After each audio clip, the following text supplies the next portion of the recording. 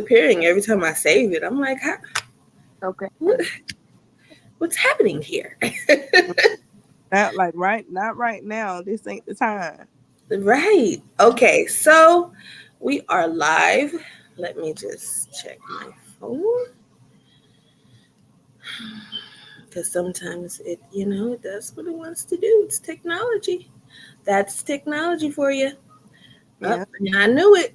It's locked on my page. Hold on, let me edit privacy. And go. All right, so hello everybody and welcome. We don't have any viewers yet because I just took the video off of private, so I'll give people a little second to come in here.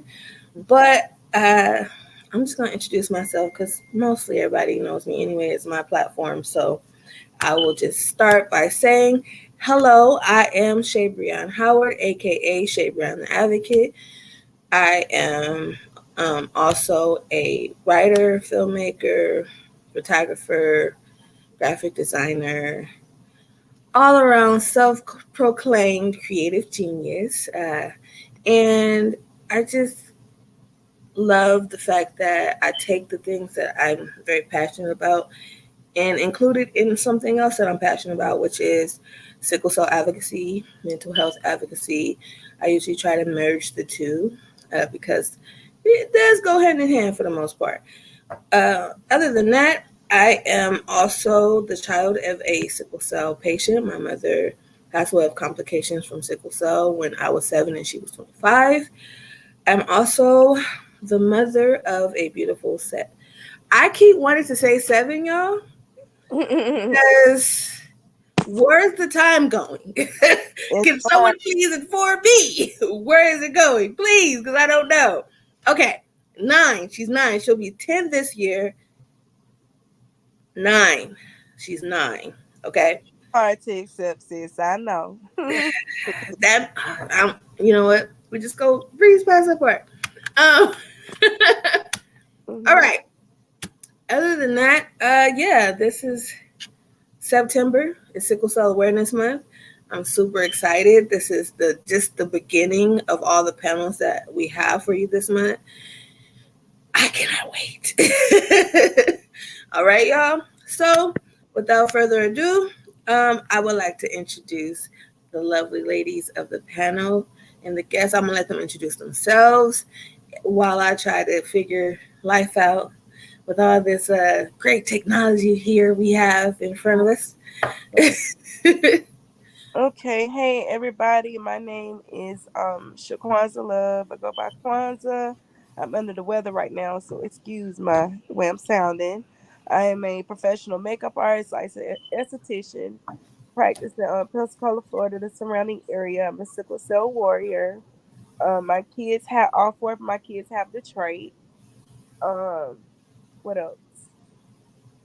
I love empowering women. I do a lot of things. Most importantly, as we talk about sickle cell advocacy, I love raising awareness with positive warrior sisters and brothers who are trying to make a difference in the community. So that's pretty much me. Hi, everybody. Hello, hello, hello. All right, awesome. You can't hear? Hey, here. Maybe you leave out and come back in. Maybe it'll fix it. I'm sorry.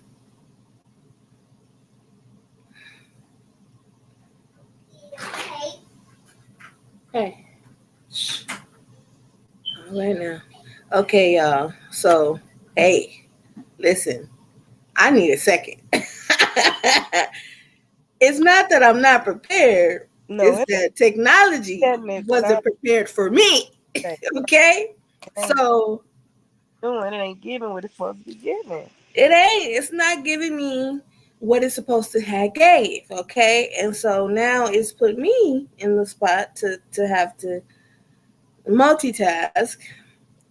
Good thing I'm great at multitasking because, how else would I be able to do this, share, talk, and try to Right. and try to fix the technology at the same time. All You right. you gonna So figure it out. It's just who you are. You gonna figure it out. I know. Okay. I don't even know how many groups I've shared to. I don't know. Yeah. Listen, if you get it, you got it. If you don't, I'm sorry. Not really. You gotta get it somewhere else. I see her, but okay, there it goes. It's popping up. Okay. Here it is. Here it is. Here it is. Y'all don't know. Okay, here she is. We're gonna let Antonia introduce herself.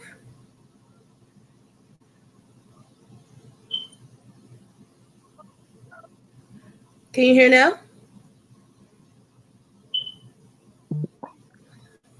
Can you hear us? And she hear us. I hope so. Can't hear. That's what she just typed in the message thing. You can't hear us. That's so weird. We were just speaking. Listen. Uh, I'm so rusty. The sad part is I know how to tell you to fix it. I just can't remember right now because I'm so rusty with all this stuff that I'm like, how does she fix it? right. give me give me a quick hot second and let me refresh my memory real quick and hopefully we can get this working because you just heard us. We were She was just having a conversation and okay, let's see. Let me. I can't hear. Hold on. I'm gonna try to fix it. there we go. We can hear I her can now. hear you now. We can hear you now. We can hear you.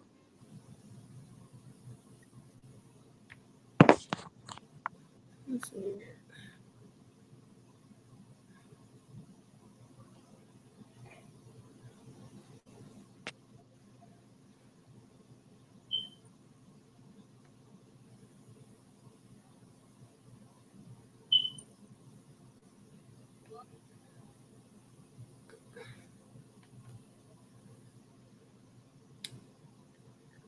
I am too good at this. I'm trying. Okay.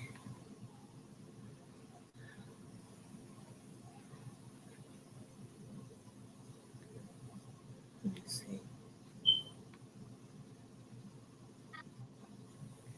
Hi, Amos. How are you? Oh, I don't know how long they sent that, but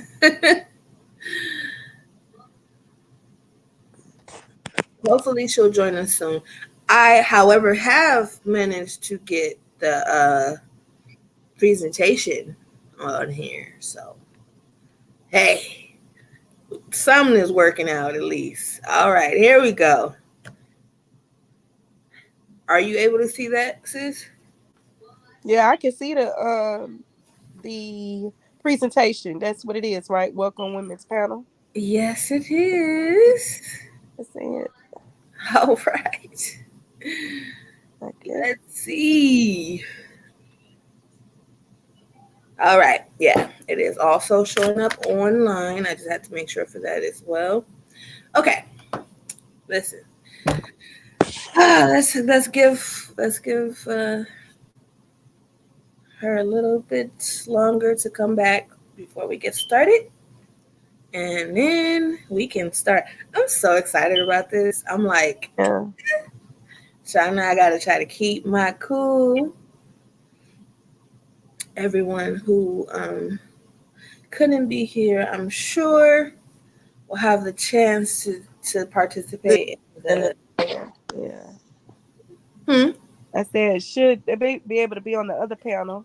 Yeah, there's another one. There will be a special live at the end of the month with both the men and the women with sickle cell. So I'm looking forward to that one. I think that one's gonna be nice. Yeah, because it feels like this one kind of like, everything just like, not that it wasn't supposed to happen, because I know it is. Right. It's just like you have a plan, you set the plan, and then the plan goes out. So you Well, have to, plan and God's plan be two different plans. That's what I learned. yes, exactly. That is it right there. You said it, sis. Hmm. I was having Okay. technical difficulties first, guys. Can y'all hear me now? Yes, we can. Yes, we can. I'm Yeah, I super couldn't hear nothing at all. I'm just sitting there, was looking like I can't hear nothing. Oh, baby. well, well, now you're back with us. So can you introduce yourself Andrew to the gotta people so we could get intro. started? Okay, my name is Anthony Allison Truitt. I have sickle cell SS. I currently live in Baltimore, Maryland. I am a makeup artist slash mom, stay at home mom. That's it. All right, awesome. Okay, so let's go on to the next slide.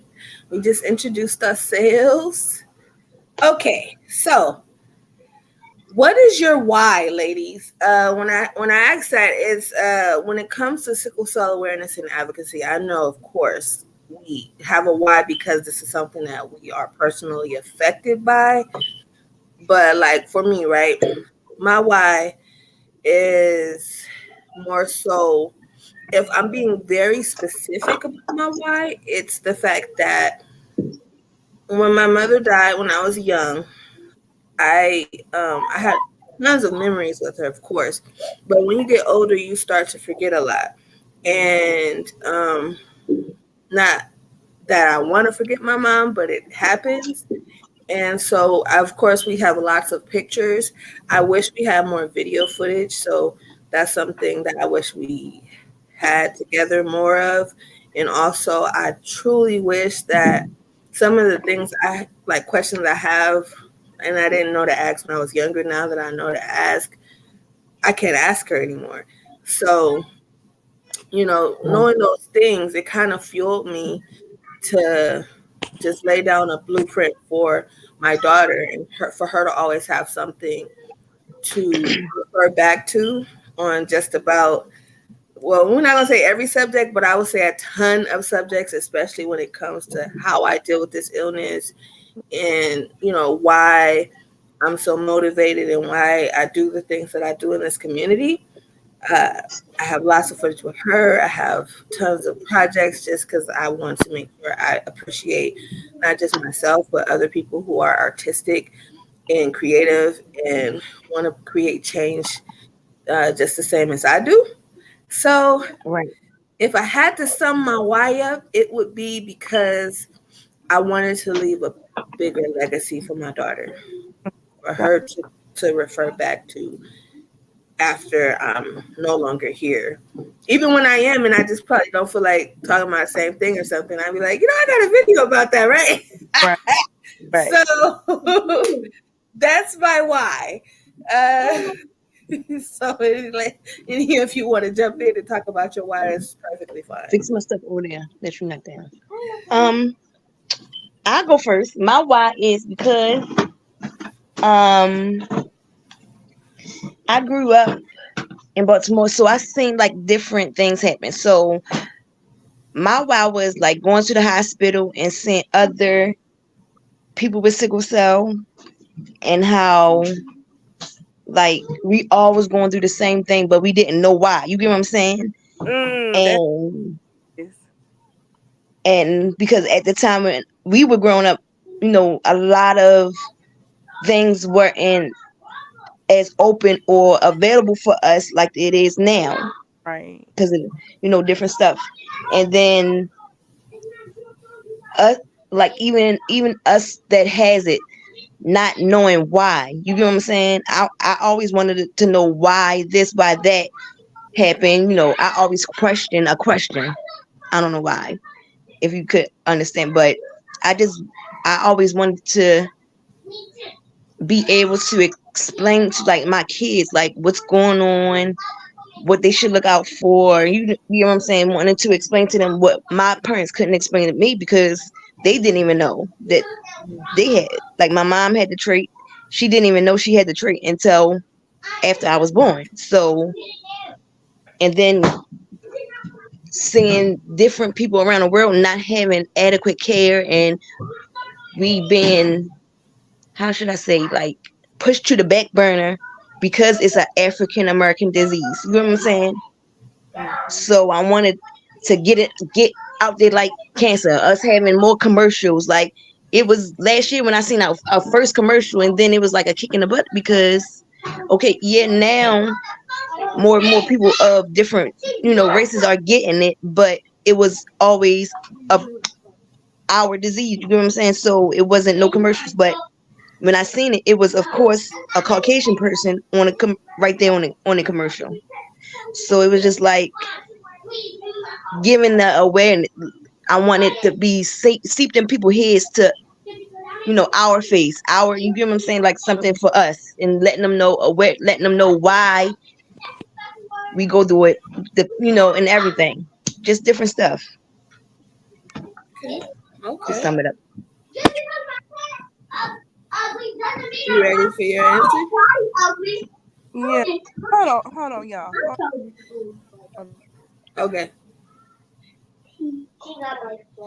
And hello, those of you who are watching. Appreciate you for watching. If you plan to stick around, do us a favor, like this post, share this post so other people can see because we are just diving in. I'm telling you, this is gonna be good. Y'all not gonna miss this one. We have some great questions. We have, you know, great conversation coming up. So feel free to share.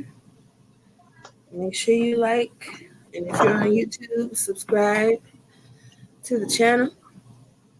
And yeah.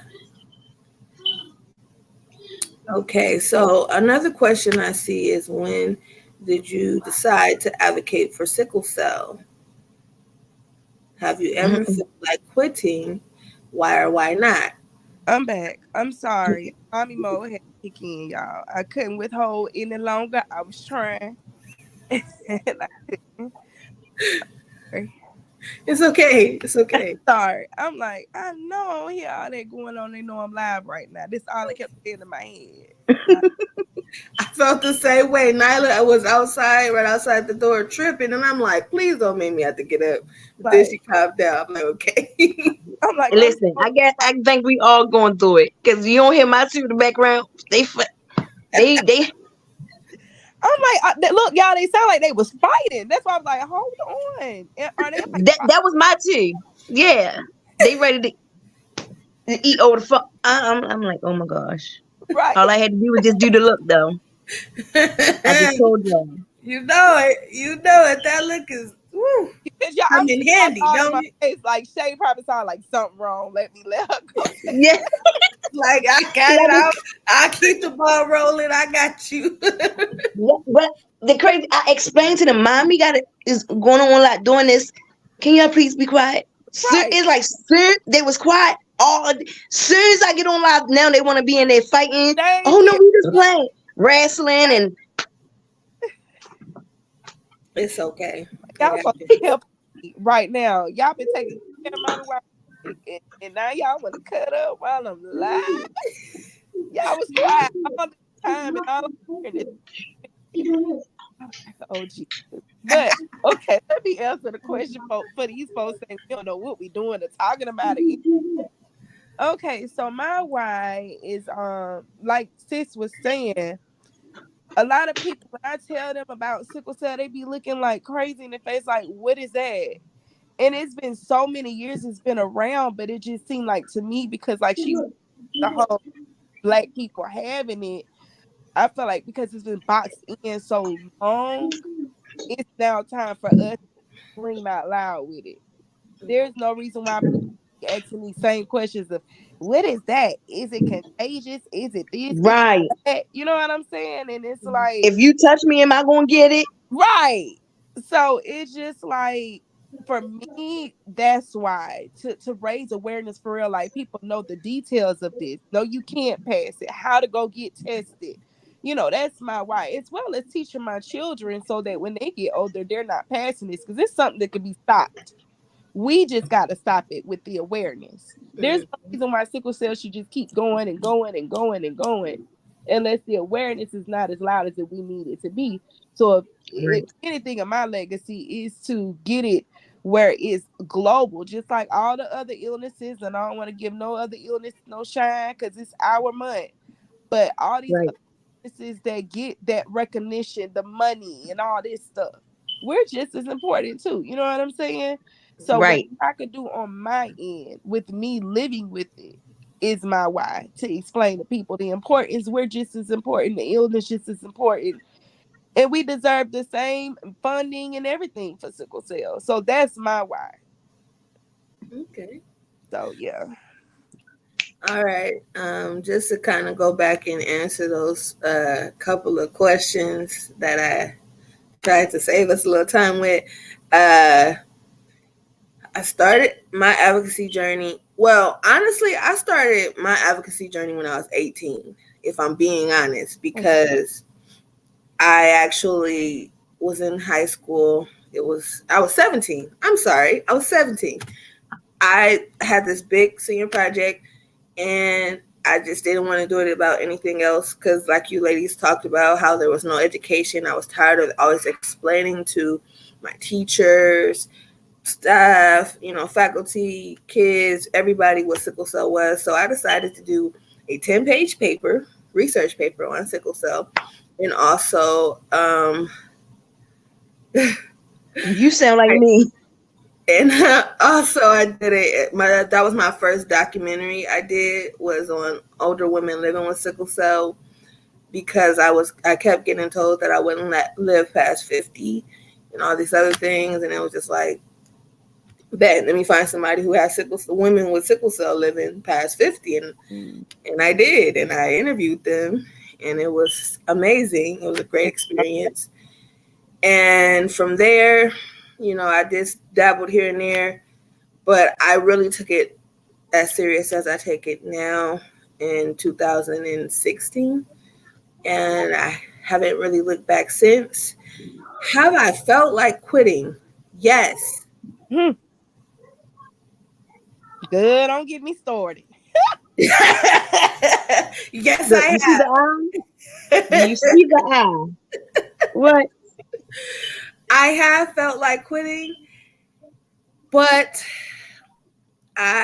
for various reasons, not, just a lot of different things. If I can't really pinpoint, if I had to, it would be like you get tired, really, Mm-hmm. like you kind of get burned out from it sometimes. And whether it's a person turning you off or an organization, or dealing with drama, or Mm. losing someone in the community, because I felt like quitting because of that before. Um, there's different reasons, okay? If I'm being Yes. transparent, I felt like quitting probably for all of those reasons and then some. But I haven't, because my mama didn't raise no quitter, first and foremost. That's Okay.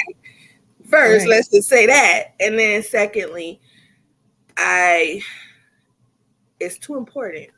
It's way too important for any reason. Feelings, drama, losing someone who I know would have wanted me to keep going. There's no reason to stop. Bigger than what you ladies already stated is we have to bring more, awareness. And I would be Mm-hmm. crazy if I just left and walked away with all of the talents and skills that I have when I know I can help advance it, at least in my own ways. right. Sickle cell awareness. So, Right. Right. See, and my our journey was almost the same because I started in high school too, but mine was a little bit like in 2002, and I okay. did we was doing a science fair, and we had to pick our own subject, and of course I did it on sickle cell. Won, beat out the nationals, no national, and then I was like, oh, okay. Let me see how far more. That just gave me more motivation. No, let me see how far I can go. 'Cause then I was able to travel to California. Morgan helped me, and I did a whole lot of stuff with that, and then that just kickstarted me. Then I started going to different conventions and stuff.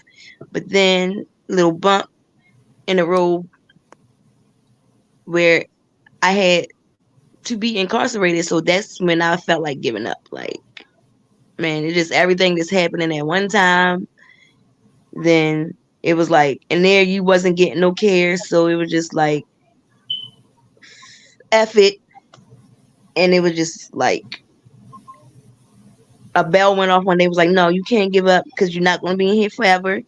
And just keep on going. Like, because you're a warrior, you have this for a reason. So it's it kind of helps you keep you going. Also keep you motivated. So Absolutely. Yeah. What Okay. time you want to quit, sis? That's the question you got to answer next. For the time you want. Uh, when did you decide to advocate for sickle cell? And also, have you ever felt like quitting? Why not? yes, I did. Especially when I was constantly like, it was a year I was in the hospital like every month, and then I was pregnant, and they caused me to lose my child because they were supposed to do something, and then I end up being in there for 6 months, and then catching so many different types of bacteria in my blood. Then it just was like everything just kept happening. Infected port. I had done over 70 blood clots. Like it was just like Yes. all. I was like, what am I here for? Like I Right. even like went into a deep depression about it and start losing weight. And then like I was like, what am I doing? Like I'm stressing out and still trying to talk about it. It's even making me even more depressed. So then that's when I was like, let me stop thinking negative and then turn my negative into positive. And then that what kept me going because I was this close. Like I was at the line. Like no, but then Yeah. I had a little. I had to get myself together, motivate myself. Look Yeah. at my kids. It was like, no, they the reason why I'm going on Right. because they told me I couldn't have kids, and now I have two, an 18-year-old and an 8 year Hmm. old. So Awesome. They keep trying to tell us what we can't do. What if they Bye. gonna get it in their head? We do they what told me we I want couldn't to do do. that. Right. They told us a lot. Right. They told me I wasn't past 16 and came, then Come on. 18, then And listen, 21. God's plan Now always I'm fulfilling. 37. So it's like they can't keep. Right. You're not gonna keep telling me something. That Right. Because I'm going to go do it That's just Yeah, because you two telling me two I plus can't. two is not 48. Please stop telling me stuff that don't make sense. I mean, in your head Right. you might calculate it, and in a way you might get to 48. But Mm-hmm. but that does You not not telling mean me right. You can't tell me how the way I'm living my lifestyle that I'm going to die this time. You not the writer. it. You know my beginning date because I was born here, but you don't know my end date.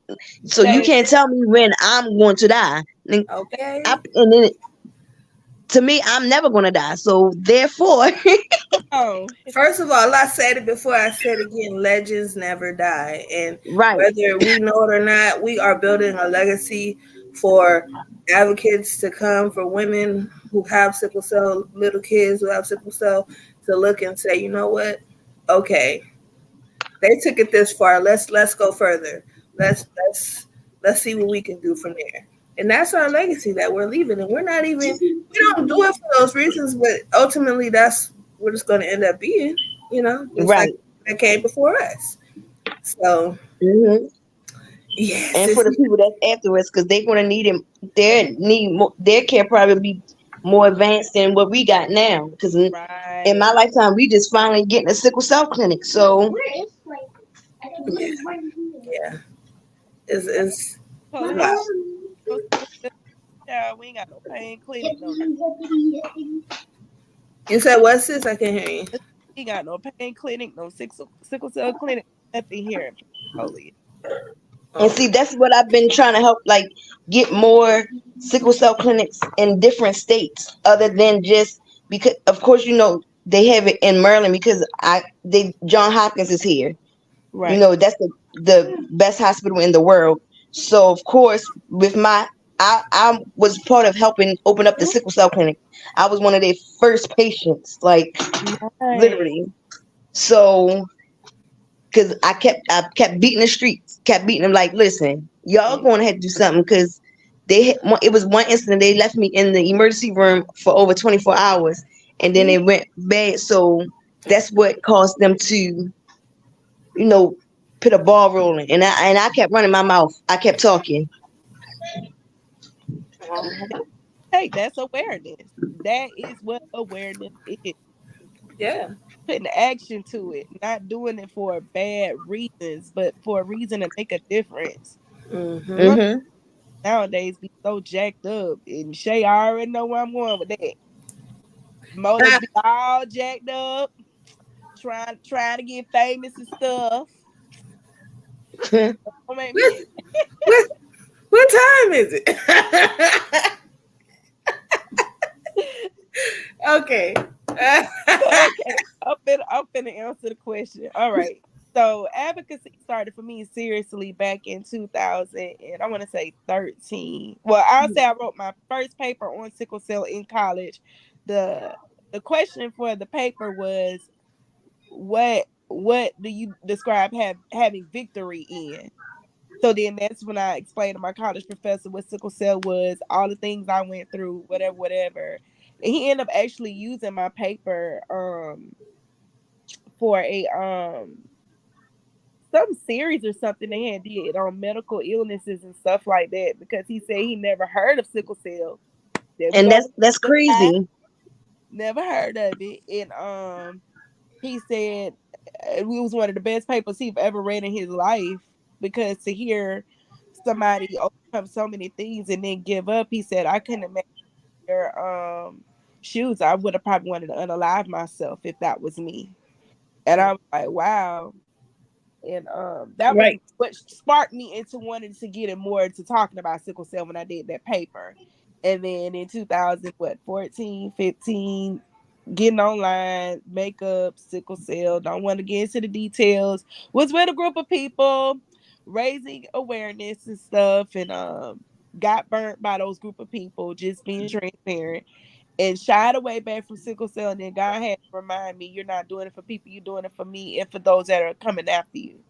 So then that's when Right. I got back into it, as far as in lining it up with me going live and doing my makeup and starting my here we had started Blessed Miracles Foundation, which is a it's for invisible illnesses, not just sickle cell. Like a lot of people with lupus kind of get treated like us. I don't know if y'all know that, but um, Yeah, my so best friend has lupus. so yeah, so I and then I got a good friend of mine, a cousin of mine have lupus, and they're kind of the same way when it comes to medicine and all this. So I started Blessed Miracles in Pensacola because I was getting sick, like she said, for about a year straight, kept getting sick. Kind of stopped raising awareness of that, but I'm gonna reboot that and keep doing what I'm doing. Do it for why God put me here for me to raise awareness. Who better to raise awareness than somebody who living with it Right.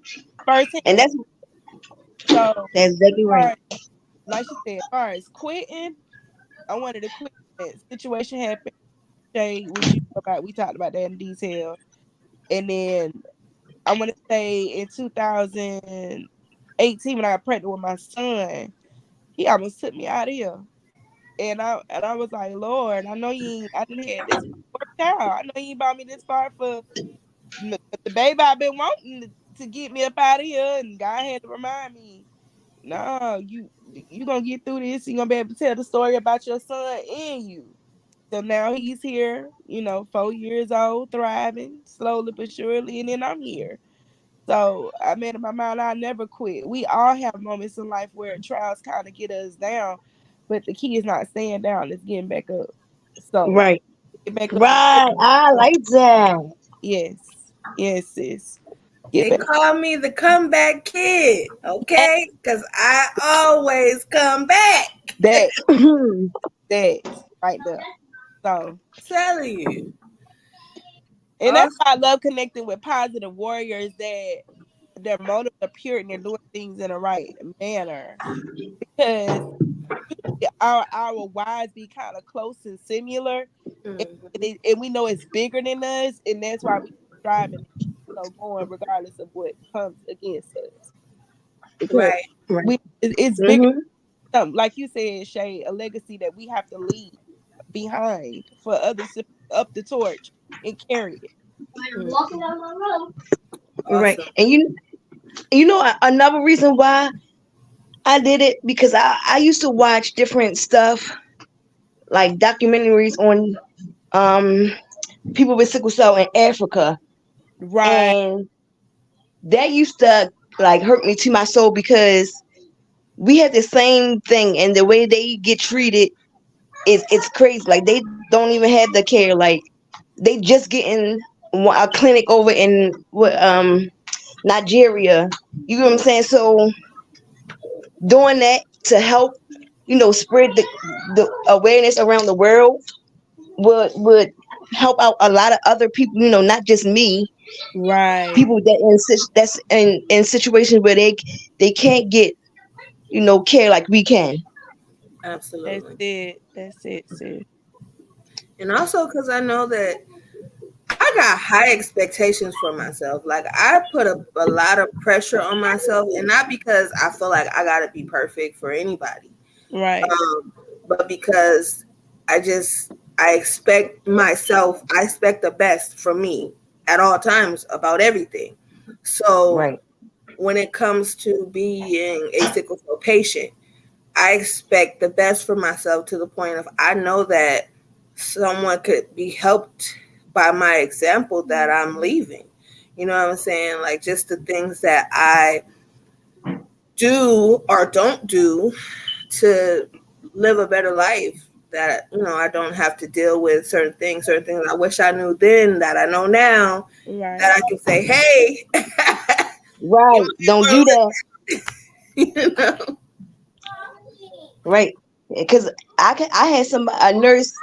She didn't have like my port, and What? I wish I would have known then. You hear what I'm saying? To make sure that they had blocked my port because she sent the blood clot when they flushed it. They sent the blood clot straight to my heart. Jesus. So like certain things that I know now that I wish I would have known back then. Would Right. have saved me a lot of hospital time. Mm-hmm.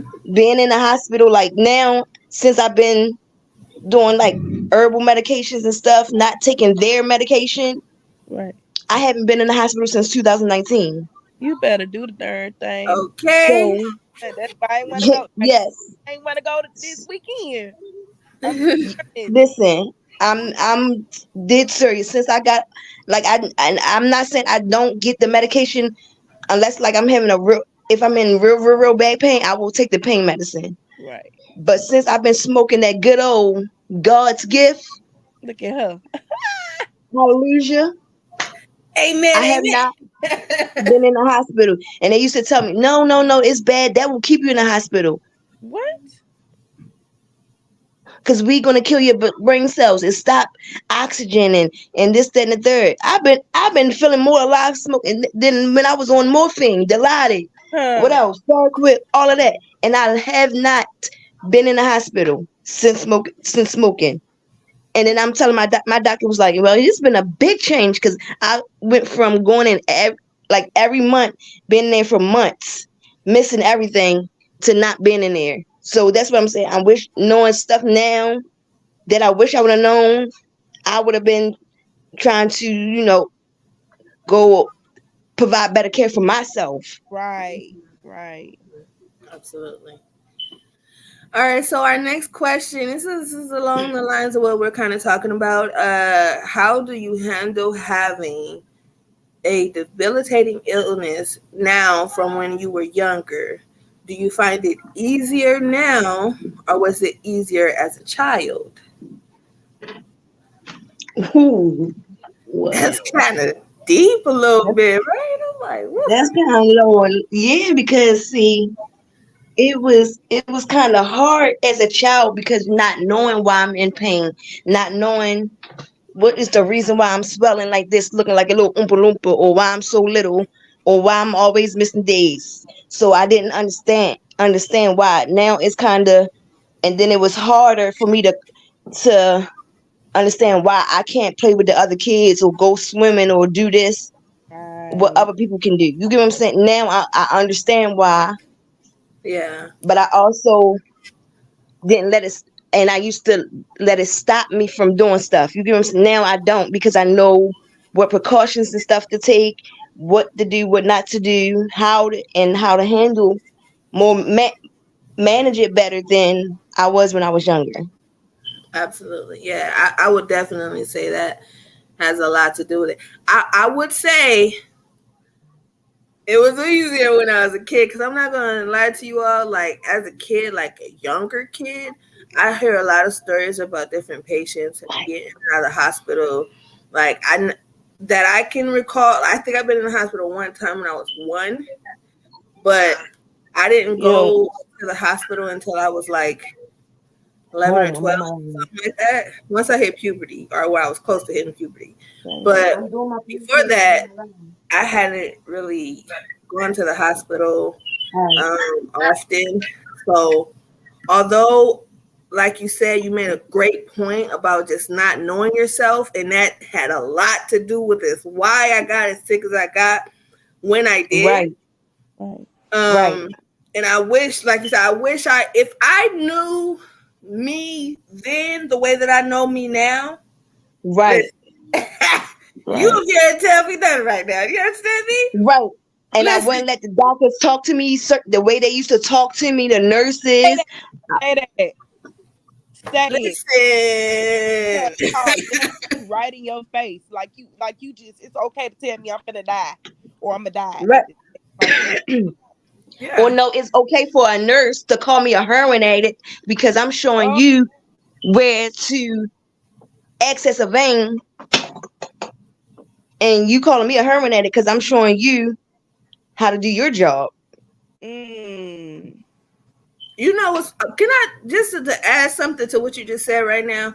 So, um, for those of you who don't know, I'm doing dialysis. I'm going through dialysis right now.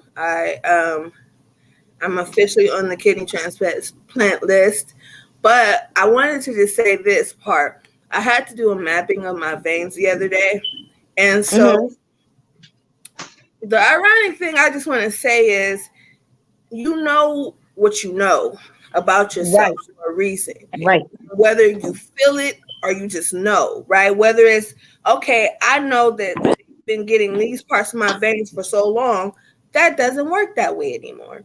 My right, right. specific ones work. So to see it like literally on film, like I have pictures of how I could literally recall telling different nurses, hey, here's where you go, here's where you go. And those Mm-hmm. actually being spots. Literally, I just saw the other day that it's literal spots where medical professionals could get those veins at. And to see like that, even though I didn't know quite how I was right, you don't know how you know. You know how you know what Because vein work. being one with your body, I'm telling you, Right. being one with your body, and then we not subconsciously knowing, we know our bodies. We, especially like if you meditate, pray, that's a form of Yeah. getting one with your body, and knowing it subconsciously. So it's gonna tell you. Yeah, exactly. And just to see like that, I wasn't crazy like that. Literally every spot that I've ever told a nurse in the past few years, Right, I was dead was on. right, I right, was like, and you right. wasn't crazy. See, listen, don't play with me about my body. I know me. If I don't know nothing else, I know me. Okay. Yeah. hmm So I just want to add to that because I was like, I literally thought about that. Like, wow, like now I could go in there with the little pictures. Like, listen, Like, look, I told you so. Right. Like I know that I know that I know. I don't need nobody to tell me what I already know. Right. It's just like us being, and especially our being a woman, having that intuition. uh, You know what I'm saying? We yeah, already know and feel stuff more than a regular person. So having this sickle cell, it's kind of like a curse and a blessing at the same time, because it's supposed to help. Not people in Africa don't get catch malaria as bad, and it's also a strong bloodline. hmm, Like I don't get dialysis, but I get red cell blood exchanges, to help with my crisis and stuff. So yeah, I me kind too. of understand what you be going through too. But Hmm. it's a whole, like it's not our life, it's a whole lifestyle.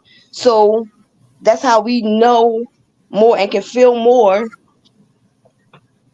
and be right about everything. Right. Absolutely. Oh, excuse me. Anything on the asses? I need to. Um, let me see. When I was younger, I didn't get sick as much. I didn't start getting sick until my teen years. And even then I was kind of lost because my people didn't even know better themselves. Believe it or not, my aunt did the best that she could with the information she did, but we didn't really get to the depthness of sickle cell until my teen years. Like when I was Right. diagnosed, it was even like what is it? You know? And Hmm. sick and they know, okay, when she gets sick, take her to get the IV medications and all that. But sickle cell didn't really hit me like that until I got grown. And then dealing with it as an adult versus child is completely different because I noticed when I was younger, I wasn't as much medicine as if the stuff they try to give us now. And even me, like she said, being mindful of what you're taking, what you do need, what you don't need. And that's why my Hmm. sickle cell patients about their regimens because certain medications everybody don't need will work for one person, may not work for another person. You know what I mean? Right. So And they just give it to her just because they gave it to another sickle cell patient. That's what they was used to do to us because we were younger. They would give us all this penicillin because they gave it to one sickle cell right, person, not knowing that was making us sick. right, Penicillin. right. Hmm. Building our And immunity. then Antibiotics actually lowers your immunity. That's people. right, It lowers it. It don't build. It lowers it. But they told my aunt for years, "Oh, you give her amoxicillin, penicillin, the whole time she's a kid, she won't get sick." right, Huh? and that And right, I and then take of away. course when you're a child, we don't really think about it or pay attention as much. We just want to play. But Right, and then when we couldn't play, it wasn't on our mind like that. And then when it happened to us, it was just like it hit us all at once because we were so used to being active and then having to sit down. Yeah. right. It, Yeah. So for me, it's actually as an adult, yeah, I probably have more crisis. But like she said, being one with your body, being aware with what works for you, what don't work for you. Now I know what to keep me at the hospital. When do I really need to go to the ER and stuff like that? You know what I'm saying? mhm. Oh, I'm feeling bad. I'm gonna just run to the ER. No, if I could treat and do some things at home, I'm gonna try that. And then if it just got to the point I can't handle it, then yeah, I go. But Hmm. Mhm. I had been hospitalized since what February 2021. So I was like, Lord, Yeah.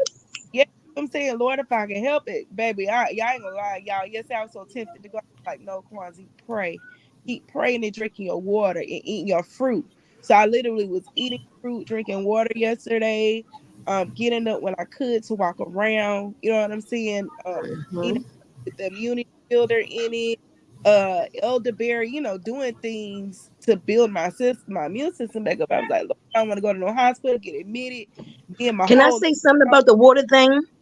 huh? Go ahead.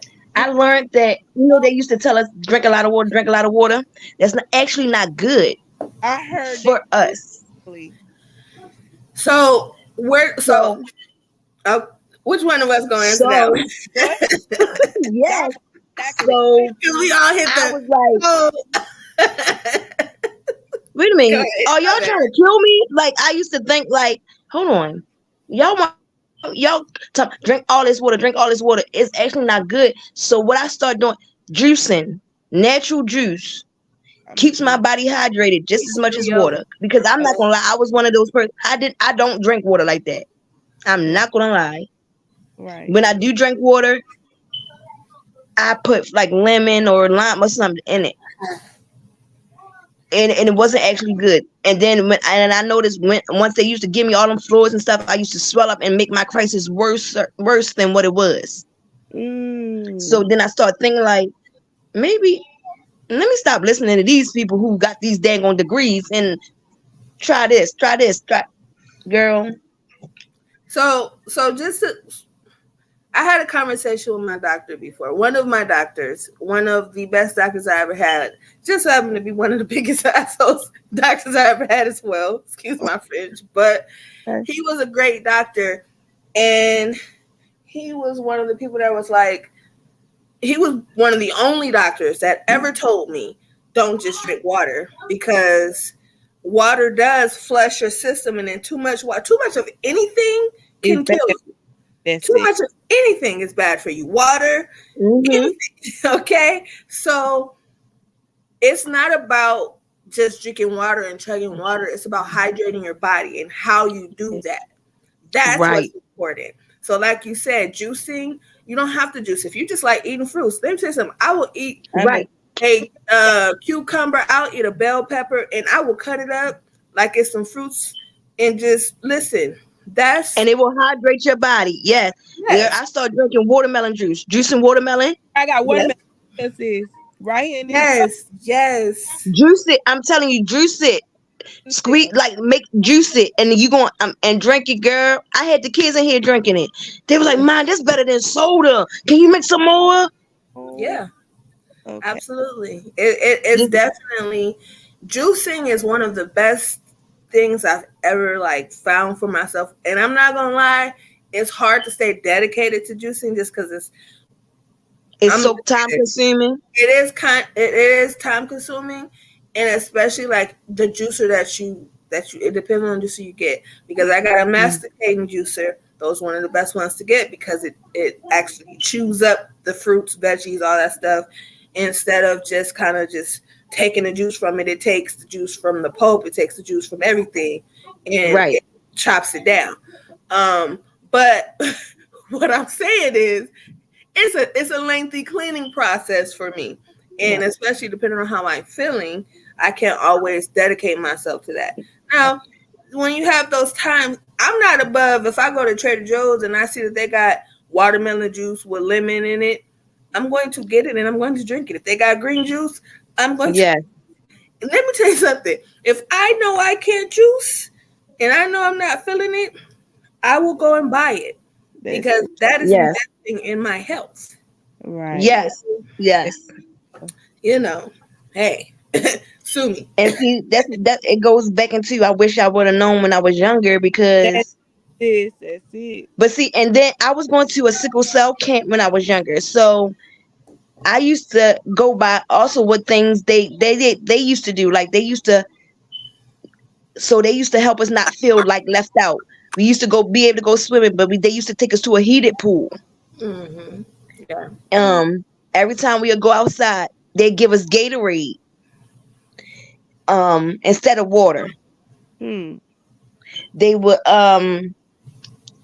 keep it like do stuff in air conditioned setting, but not too cold. So I took some stuff from that, learning from that as when I was younger.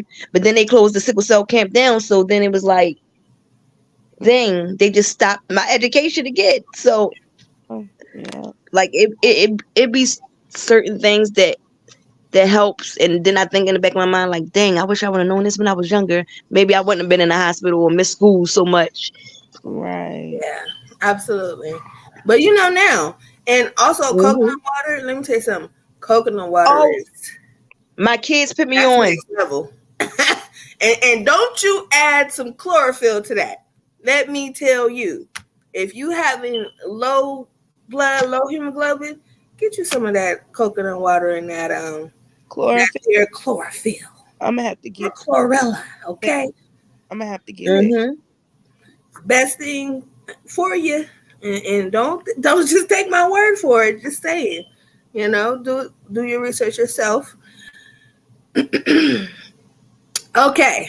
All right. So let's keep this ball rolling. We having such a great conversation. Yeah. Let's move straight to the dating, relationships, or marriage with sickle cell from a woman's perspective. Now, I Oh think God. I'm gonna go first because I'm just listen. I ain't even dating. I'm not even gonna lie to nobody out here. I don't want to date. You know how people be like, I'm happily single. I'm happy with Jesus alone. Let me, Yeah. let me say, I'm so happy. Look, I don't even, I don't have to explain myself to nobody, but I will say this. Right. I am so grateful that in my last breakup, I didn't just jump into anything with anyone else. I'm grateful that I took the time to reintroduce myself to myself because I was on a changing journey and I'm not the same person I was. I'm not. And I'm just so grateful that I have so much pride in my worth and my worth to myself and to other people, and especially to this community, to my child, enough to know I don't have time for negative distractions. Not saying men are negative, just saying check the Carfax. No, I'm just playing. So, uh, Right. listen.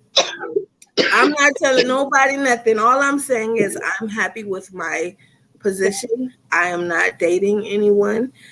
I'm not looking to date anyone. Now, if Michael B. Jordan comes and sit next to me and say, let's have a Ah, conversation. Now I might have a conversation. I'm not gonna lie to you. I'm gonna have that conversation with him. he's so But crazy. yes, girl. understand this is very few men that can come and have that conversation with me right now. Is all I'm saying. And there's nothing wrong with men. I love men, especially black men. I love black men. I love everything they represent most of the time. It is just for me. I'm just happy getting to know myself. I'm happy building better bonds with my friends and my daughter, and I don't want to change that right now. So that's my stance on it. Okay. So, okay. Like dealing with someone that don't know about sickle cell or was uneducated with about sickle cell was a pain in the ass Mm. Right. because it was like 1 minute in the beginning they was all for you. Yeah, I'm gonna be here for you, baby. Mm-hmm. Yes, I'm be there every day at the hospital. Then once they constantly seen how much time you really spent in the hospital, then everybody want to fall off the bandwagon. And then it got to the point where like I was like, fuck it. Like I don't even want no relationship. But then when I wasn't looking for one, I ended up finding my husband now, and he's the whole. It's different. Like I knew this. It was different from the last one because he was more attentive, like wanting to be at the hospital. I didn't have to ask. Like I wasn't this time. I wasn't asking. I wasn't doing nothing. You want to be there or not? Like because after a while, it becomes a pain. Keep wanting to ask somebody to be there for you. You know what I'm saying? Yeah. Mm-hmm. Like, and it caused me to be depressed, and then caused me to feel like why am I just keep relying on this? No. Then once I stopped, and then when I wasn't looking, then I found my husband. But dating, being with someone that don't have it, like or is uneducated about it, is a pain. It Yeah. is a pain because when you try to educate them on it, then they still don't want to understand and grasp it. They don't see it. Then they want to pity you, and then I'm not looking for pity. I'm just looking for someone to love me or want to be there for me. Don't pity me, Right. if you Yeah. get what I'm saying. Like they Oh No, used to want to. definitely. I yeah. definitely understand that one. Anyone else want to add?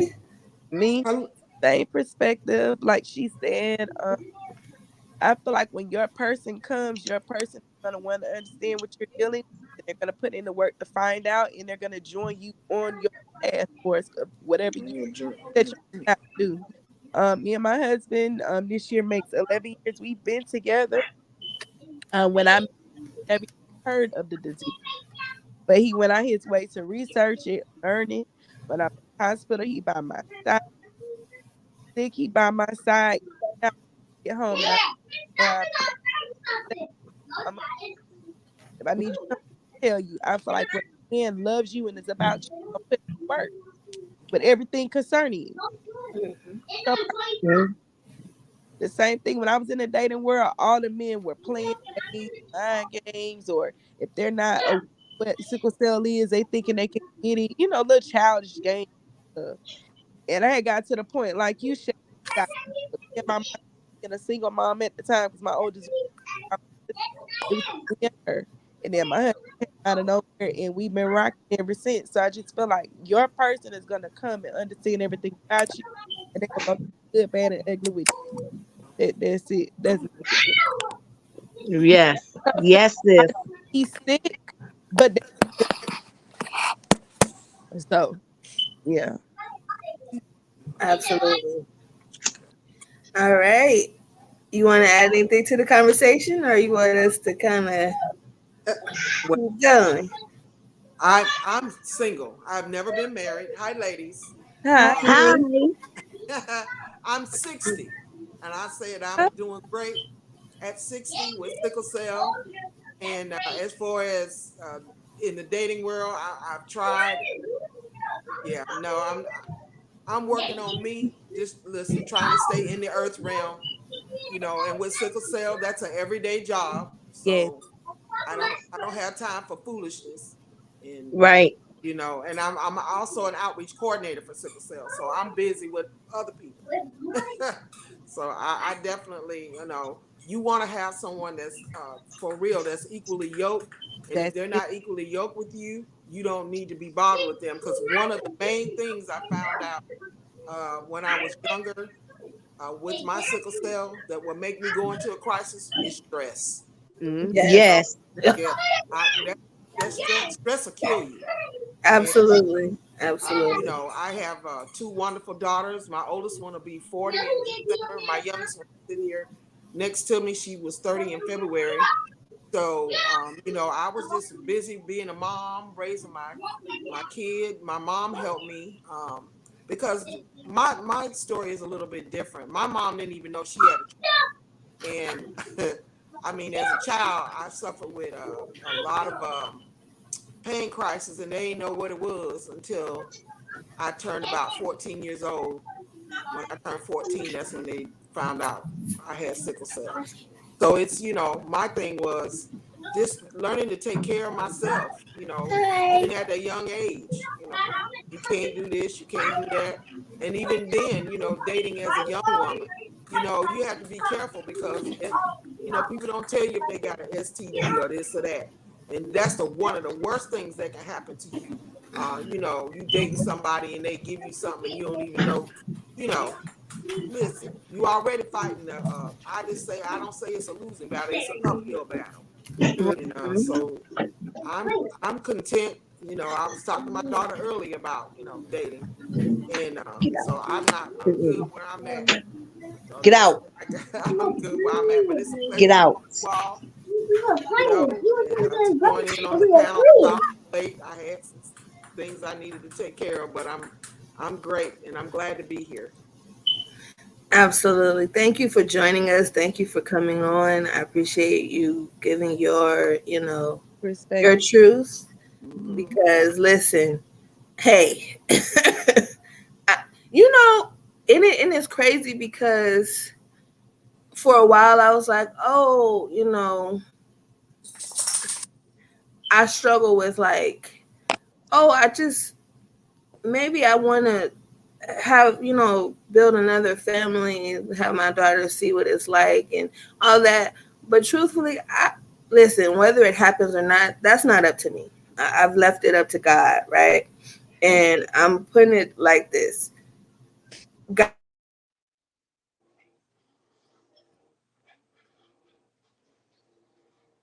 What happened? Shay, we can't hear you.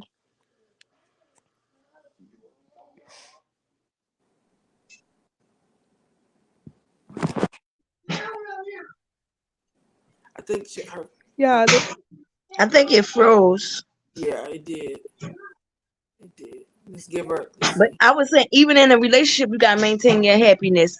I go Yep. meditate you're good. because I got sick from stress before to the point where it made me start stuttering. Like I Jesus. couldn't even talk. Oh Right. wow. So yeah.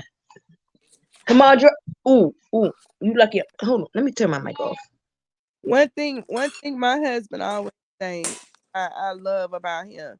He said he tells me, Kwanzaa, before I met you, before you became a wife and a mom, you were a person. You had your life before me. So anytime my friends are talking about going somewhere and do something, he's big on you need to go on and hang out. Now, I'm feeling weird about something. Am I knowing like I don't need to go? Then he'll leave it alone. But he's always encouraging me to go do things, go live life. He said, "Babe, life is short. You can't always just be sitting in the house. Go enjoy yourself. Go do things." So he'll tell me that don't get so lost in taking care of everybody else that you forget about you. So I have my self care time. I do things to maintain my self care. Going like she said, praying, meditating, exercising, getting back into exercising again. I get my hair, my nails done, doing a little stuff to take care of me, so you're not bitter and miserable because you're taking care of everybody else but you. Like you said, Right. uphill battle already. So then you're living a life of unsatisfaction. You can't. Life is too short for that. So Mm-hmm. just can't. So that is definitely important to have your own individual time on loving yourself and taking care of yourself. Yes. Yeah. That's very important. I had to learn. And then once I start meditating and just taking time to know myself and then understanding and then having just doing that meditation, it doing that shadow working and with my Chris girl, it done changed everything, my whole outlook on everything. Your Right. Like, piece is your why piece am I is getting? Why everything. am I gonna get mad because you're mad? No, Right. you can Right. have that. I'm gonna go over here and smoke my blunt Mhm. Right. while you mad. Come on. Your piece is everything, ladies. I mean, Say that. I Say that. said I'm 60 Yes, with sickle cell, and I'm gonna tell you right now, my piece is everything. If I feel like I'm getting anywhere near stress, girl, I'll disappear in a minute. I'm I, trying. I know how and to. I know about disappearing a lot because I'm Aquarius, so I already disappear on a motherfucker. I listen, I love you. motherfuckers be getting on my listen. I only had literally two friends. Mhm. Ooh, you sound like Be- circle small, I small. done ki- I done even got tired. It's like something will turn me off, and I will quietly exit to the left, like you going to church. Like Yep, the I will church, quietly, church finger. yes, the church finger. Yes, I will ma'am. give them the church finger, and you won't hear from me again. They be like, "Why you, girl? I can't do you." And Yeah. then I'm not going to be instead of me fussing and arguing, giving you that energy. I'm just going to humbly remove myself and enjoy my life. Mhm. Hallelujah. I'll do it in a minute. Right. I look. Was trying to do it this month because my cousin turning 60. I want to go to her to Las Vegas for her birthday. We're all Right. supposed to meet out there, but unfortunately, I had some operation, so I can't go anywhere right now. But Right. okay, I'm just waiting to heal. I'm healing. When you God heal, is a healer, Hmm. being healed as I go, and I promise you, when I'm healed, I'm gone. is on. But yeah, Yes. your peace is everything, baby. Don't Mhm. let nothing disturb your peace.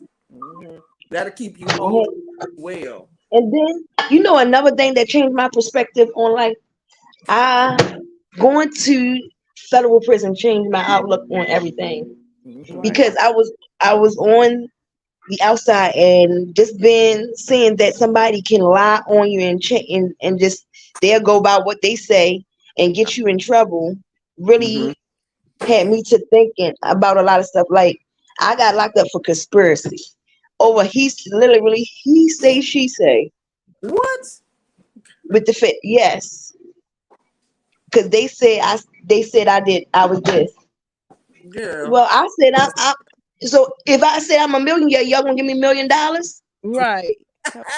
Right. The, that Yes. really changed my whole outlook on everything. And then coming from a law enforcement family, I'm like, no, the hell, oh Right. no. That Right. had me change my outlook on sickle cell, how they deal with people, especially with sickle cell. Then supposed to send me to a medical facility, and Yeah. nothing happened, and I got treated worse. Right. Yeah. My daughter was telling me about there were several women in the facility while she was locked down that had sickle cell, and they wasn't doing nothing for them. And Jeez. I'm Oh, telling you, they sent me into my punishment was to sit in a room, a cell with full blast AC because I was in Texas. oh Lord, yeah, it's hot out there. Yeah, away from my family. They sent me all the way there from Maryland, That's crazy. and then they clearly showed I was in a crisis because I was in the air conditioning. My blood work clearly showed. The doctors turned me away and said, "Oh, she's not having a crisis. Send her back." Wow. Mm-hmm. See, Yeah. I said, "But that's mm-mm. this is a medical facility, so They supposed to keep up with you, but they don't. It don't matter what state you in, because I'm Right. in right." Florida, and they don't keep up. So Yeah. that's what really wanted and kept me like to keep pushing and advocating because I'm like, no, something is going to change. Just like y'all give all these cancer patients all this, y'all gonna give us sickle cell patients Yeah. what we Oh, need. I'm You like, know I that was seeing something. was a girl. I was seeing something, but I was like, I couldn't see because of the light. I was Girl. like, what is that Oh, she noise? back. Hey, My bad, y'all. We So was keeping for the some conversation reason, going for you. I know, and I appreciate you for that. For some reason, my internet service, well, my computer, again, it's the computer today. Uh, it logged out of my internet into my neighbor's. Don't ask me how. oh Oh Don't wow. my. ask me Oh, why. they try to tap in In the because we middle of talking us about something. live, and it was just like connection like unsuccessful, and then I'm constantly refreshing it because I just paid my internet bill, you hear me, and I'm Hello. like, what is going Listen, on? I'm a conspiracy theory. We talking about sickle cell and stuff. I be thinking they trying to listen. They tapping in the Right. government. Girl. Yeah. Listen, it would be foolish to assume anything otherwise, Right. okay? We Exactly. know what we know in this world. Right. Yeah.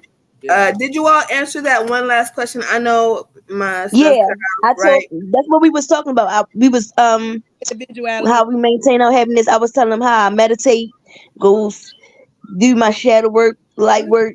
what is that? I go moon bathe. I go be sun gazing Oh, dude. and just Yeah. chill by myself Yeah. I and mean, smoke my blunt. I'm a minister. I pray, and I pray for everyone. I'm a part of several women's group. We do 7 o'clock, 7 a.m. prayer for 7 minutes. We do what we must do, and Right. I'm Okay. I've been one of the things that really brought me closer to the Lord was my sickle cell, going in and out of hospitals, life experiences, and I'm Mhm. telling you, once you start going down, I call going up and down with these crises, and you got to be your own advocate. I tell my people, if you don't advocate for yourself, nobody's going to do it for you. Just a minor thing, like I had a run in this past week. We had a hurricane here in Florida. I know you guys heard about it. Right. And here I'm in Tallahassee, as a matter of fact. You in Tally. Oh my goodness. Yeah. You. So I was in the hospital, had a surgery, got out that Tuesday, needed to get my pain meds because I was like, if this thing coming in at a cat 3, I've been in Florida most of my life. If it's Right. coming in at a cat 3, I was on my way up out of here.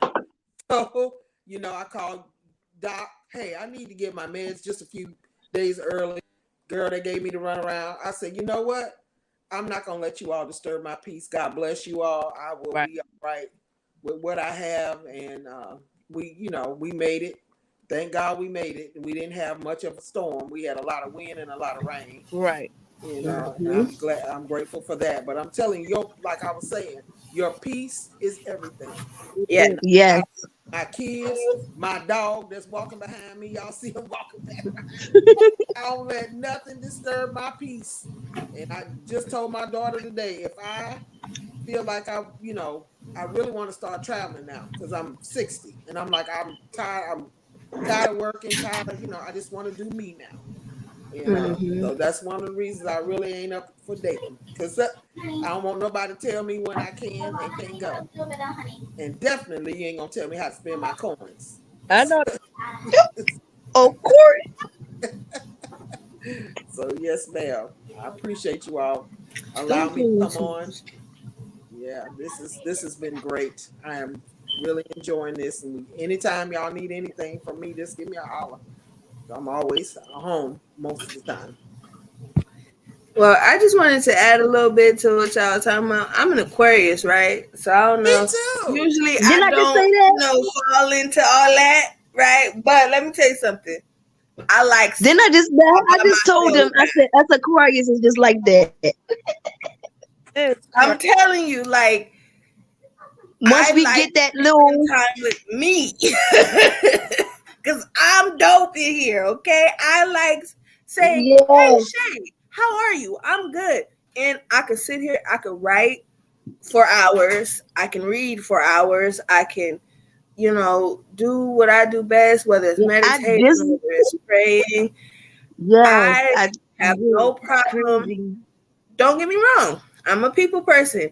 I Right. like people. Yeah, I do too. Um, I Yeah, we like people, but love when people. you do us wrong, you do the church Right. finger, you won't hear from us. Whoa. Almost had it there. Right, All right. So I just do, like you all were talking about, I do everything to maintain my peace because there was a time in my life where I didn't have any peace and all I prayed to God was for peace. The peace that passes all understanding. You know what I'm saying? That's the type of peace hmm I used to cry for. And now that I have it, there's no way. I don't There's let no way in nobody. heaven I'm Right. gonna let that go. Do you understand me? right. Nothing is gonna take that away from me. Yep. So You'll get the church finger, Yep. okay, I'm and gonna we'll, excuse and then myself us Aquarius, silently with the way we do or it is so smooth.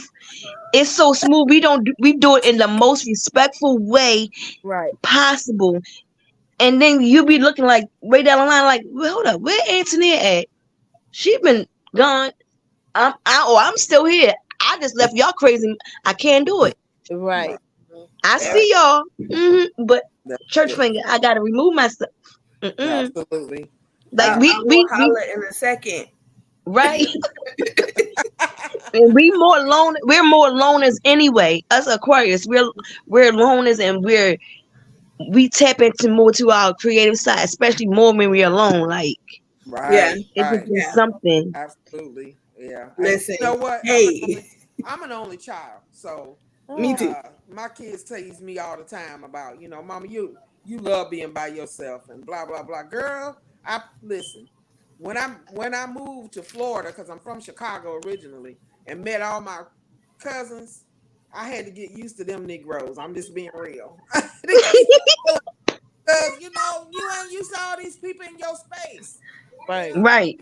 Your own piece and playing with your own stuff, toys and whatever. Ah, I thank God for them now because I got cousins that are like brothers and sisters. But Oh, baby, I don't mind being by myself. It right. doesn't bother me. hmm I'm telling you, I that's how talk to myself. People be thinking I'm crazy. No, you need to talk to yourself sometime. You have to. yeah, Listen, my grandmother always told me it's okay to talk to yourself. Matter of fact, it's Right. encouraged. Just don't answer back though. You know what I'm Exactly. saying? But sometimes you gotta have Listen, to answer for the question. Is all my I'm saying. Maybe she didn't think right. about I that part a answer back little bit because I too. be thinking. See, that's kind of crazy because I be answering back because I ask myself, and then I be sitting there thinking, and then I be like, well, see, so I be talking to myself, and the kids will come in here like, "Man, who is you talking to?" I'm talking to myself. I'm trying to figure something out. Then I Right. gotta think, and then I ask myself, and so then I explain it. Okay, Right. Yeah. like I be confused, like with this generation, why do they like to watch people play video games instead of playing Hello, outside. I them look or another go thing. outside? Yeah. Yeah. Someone said, Hey, "Boo, Virgos are better." First of all, Aisha, let me tell you something. Don't make this that, okay? Listen, Because that's crazy because my husband is a Virgo and my best friend is a Virgo, and y'all Virgos. one of my best friends, two of my best friends are Virgos, and listen, I get it. I be like this sometimes. I get it. Like y'all dope people. Don't get me wrong, but like, They just don't like to be wrong. yeah. Virgos don't like to be wrong. My husband a Virgo too, sis. So here, here. okay. I just All right. Okay. All right. So let's. Do anybody want to add something before we move on to the next slide? I think everybody consider the this or individuality. Okay. I don't know who thought I was gonna read these questions over here, but let me tell you something. I'm gonna Hold have to on, where read. my glasses? right. I can't even. And on I still. had to read it from this one because I got myself messed up, y'all. I'm sorry. Because Hold who up. How do thought you? that was gonna be? Oh, hold on. I can zoom it. Do you ever feel You forced can, you can zoom in, or y'all. pushed to either? I can't see the. I got it. I got it, y'all. Do you ever Okay. feel forced or pushed to either be the strong black woman that deals with everything they hand you, right or wrong or indifferent? Or do you feel pushed to be what others stereotype as the angry black woman to get results, specifically when it comes to your treatment with sickle cell? Right. You can the black when I it was on fire with these questions, wasn't I? I'm sorry. Okay. you the angry So black. I find out to be. I have to be a bitch sometimes. You do? Sometimes, yeah, because like if I'm explaining to them like where I'm hurt, what I'm doing, then you try to tell me no, you're not. Don't you can't tell me I'm not in pain because you're not in my body. Right. Right. So that used to agitate me because they think the way dealt with pain was I would just try to hold my head down and just try to breathe through it. Since Right. I'm not in out, I'm not having snot coming out my nose, boohoo crying, huffing and puffing and falling all out, then I'm not in pain. Yeah. Yeah. That's not the way to do it. So Right. I felt like I had to be a bitch to get treatment Right. because I was being calm. Uh-huh. Yeah. You get what I'm What saying? state are you in? What state are you in? Baltimore, Baltimore. Maryland. Okay, so you're in Maryland. You shouldn't even be having any problems. It's a Right. lot of people with sickle cell up there. And No, the at first before we got the sickle cell, I was telling them before we got the sickle cell clinic and before we got out the emergency part, it was that's how it was. And only one hospital is like that. One hospital have a sickle cell clinic here. okay. And Is then this most of the people that have sickle cell is in the Eastern Shore, and they don't have no hospital. Oh wow. That's So they crazy. got to travel all the way to the city. That's about 7 hours to get from a couple hours to get from there That's to long. here. Yeah. So it's a lot. Yeah, it's a lot of people here with sickle cell, but only one hospital has the sickle cell clinic, and that's because of a lot of stuff that happened with me, and then a lot of people don't even go there because of how they was treated. Wow. Wow. yeah, Well, I yeah. mean, You could be Um, in, listen, it could be much worse because Florida is real bad. And I was in, I'm like I said, I'm in Tallahassee, but I'm from Fort Walton Beach, which is where Destin is, Right. Gulf, Florida. And you talking about, well, let's say Trump territory. Let's put it Yep. like that. The Santas. Yeah. And so when you would go into a hospital, say in Fort Walton Beach, and listen, I'm talking about I work for sickle cell, so I know people on the board. I knew the COO. I know, this, that, and the other. These people, honey, will you be fighting tooth and nail with these people trying to get some pain meds. I Yeah. had a heart attack in the emergency room because he was in so much pain. Then they had to lifeline him. So listen, I just tell people, know your status. Be your own advocate. And if Yeah. you have to be a bitch to get what you need, then be what you gotta be, baby. just I just want to add real quick, sis. I'm sorry. When I was younger, I used to think that like, oh, I gotta go there for them to understand I'm not playing, right? Mm-hmm. So when I was younger, way younger, I would like really, I so I was not shy about speaking up for myself, even to the point of It's maybe going. possibly hurting other people's feelings. Now, do I do that now? Of course not. Right. However, because there is a however, and I will say this, I am a very like calm and laid back person just in general, right? But there's a boundary that I have set for everybody. That goes for doctors, nurses, lab tech, Mm-hmm. people, bunnies, butterfly. I don't care what it is. Okay. There's a boundary I have set for everyone.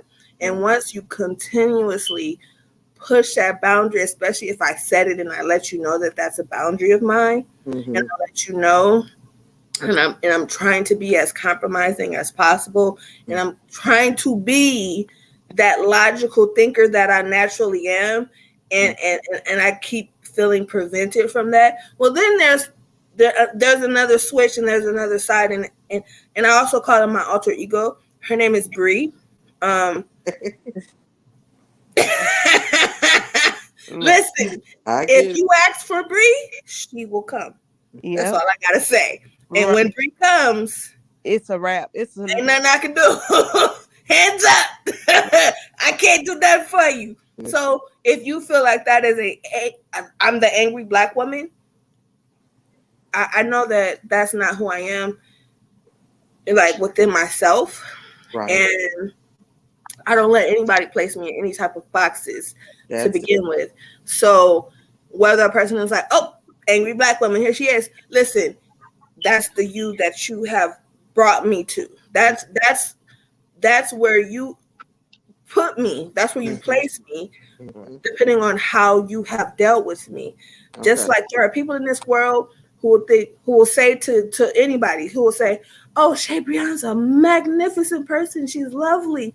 She's so loving and kind and sweet." And then there's other people that are like, "Shabreon will drag you to hell if you let her Right. because Right. she's crazy." Believe them both. Okay? Okay. I'm crazy, but I don't do it for people who don't deserve it. And I'm not going to go outside of what would be okay for me to say, like, I'm not gonna go outside of my own boundaries when I say I'm not gonna put up with it. There's Right. gonna reach a point where I'm not gonna argue with you anymore. We're just Mm-hmm. gonna do actions. Now, Right. 9 times out of 10, that does not mean I'm going to harm you in no physical way. Right. 9 times out of 10, whatever action is necessary is mostly with me either firing the doctor, walking away, whatever the case is. I've Right. done it all. But it's just with so much conversation and compromise, if I'm not getting anywhere, actions are necessary. Take that how you want Mm-hmm. it. Go ahead, sis. Yes.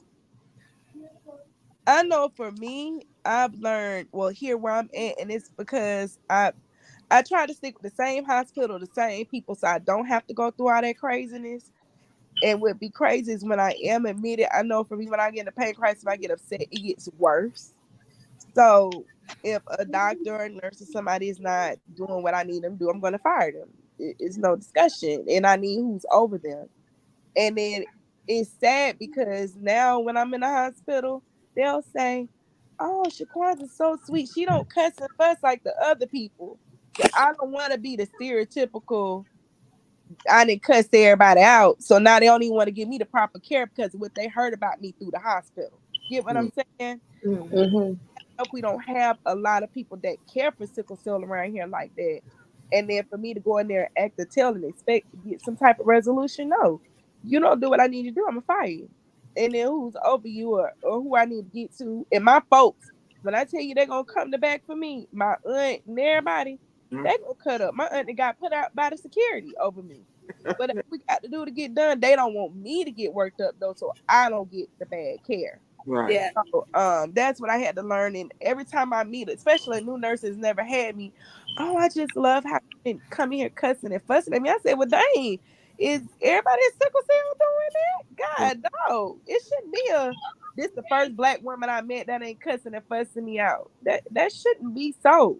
No, that's So I try. That's why I try to approach it from a different angle. And then when it's just not going the way I need to, okay, you fired. Who can I talk to next? I just fired Yeah. a geologist last week, y'all. Like I don't be playing. I fire who Mm-hmm. I Yeah. go to the next person. Uh-uh. That's yeah. big old facts. One of us gotta go, and it ain't gonna be me. That Okay, Right.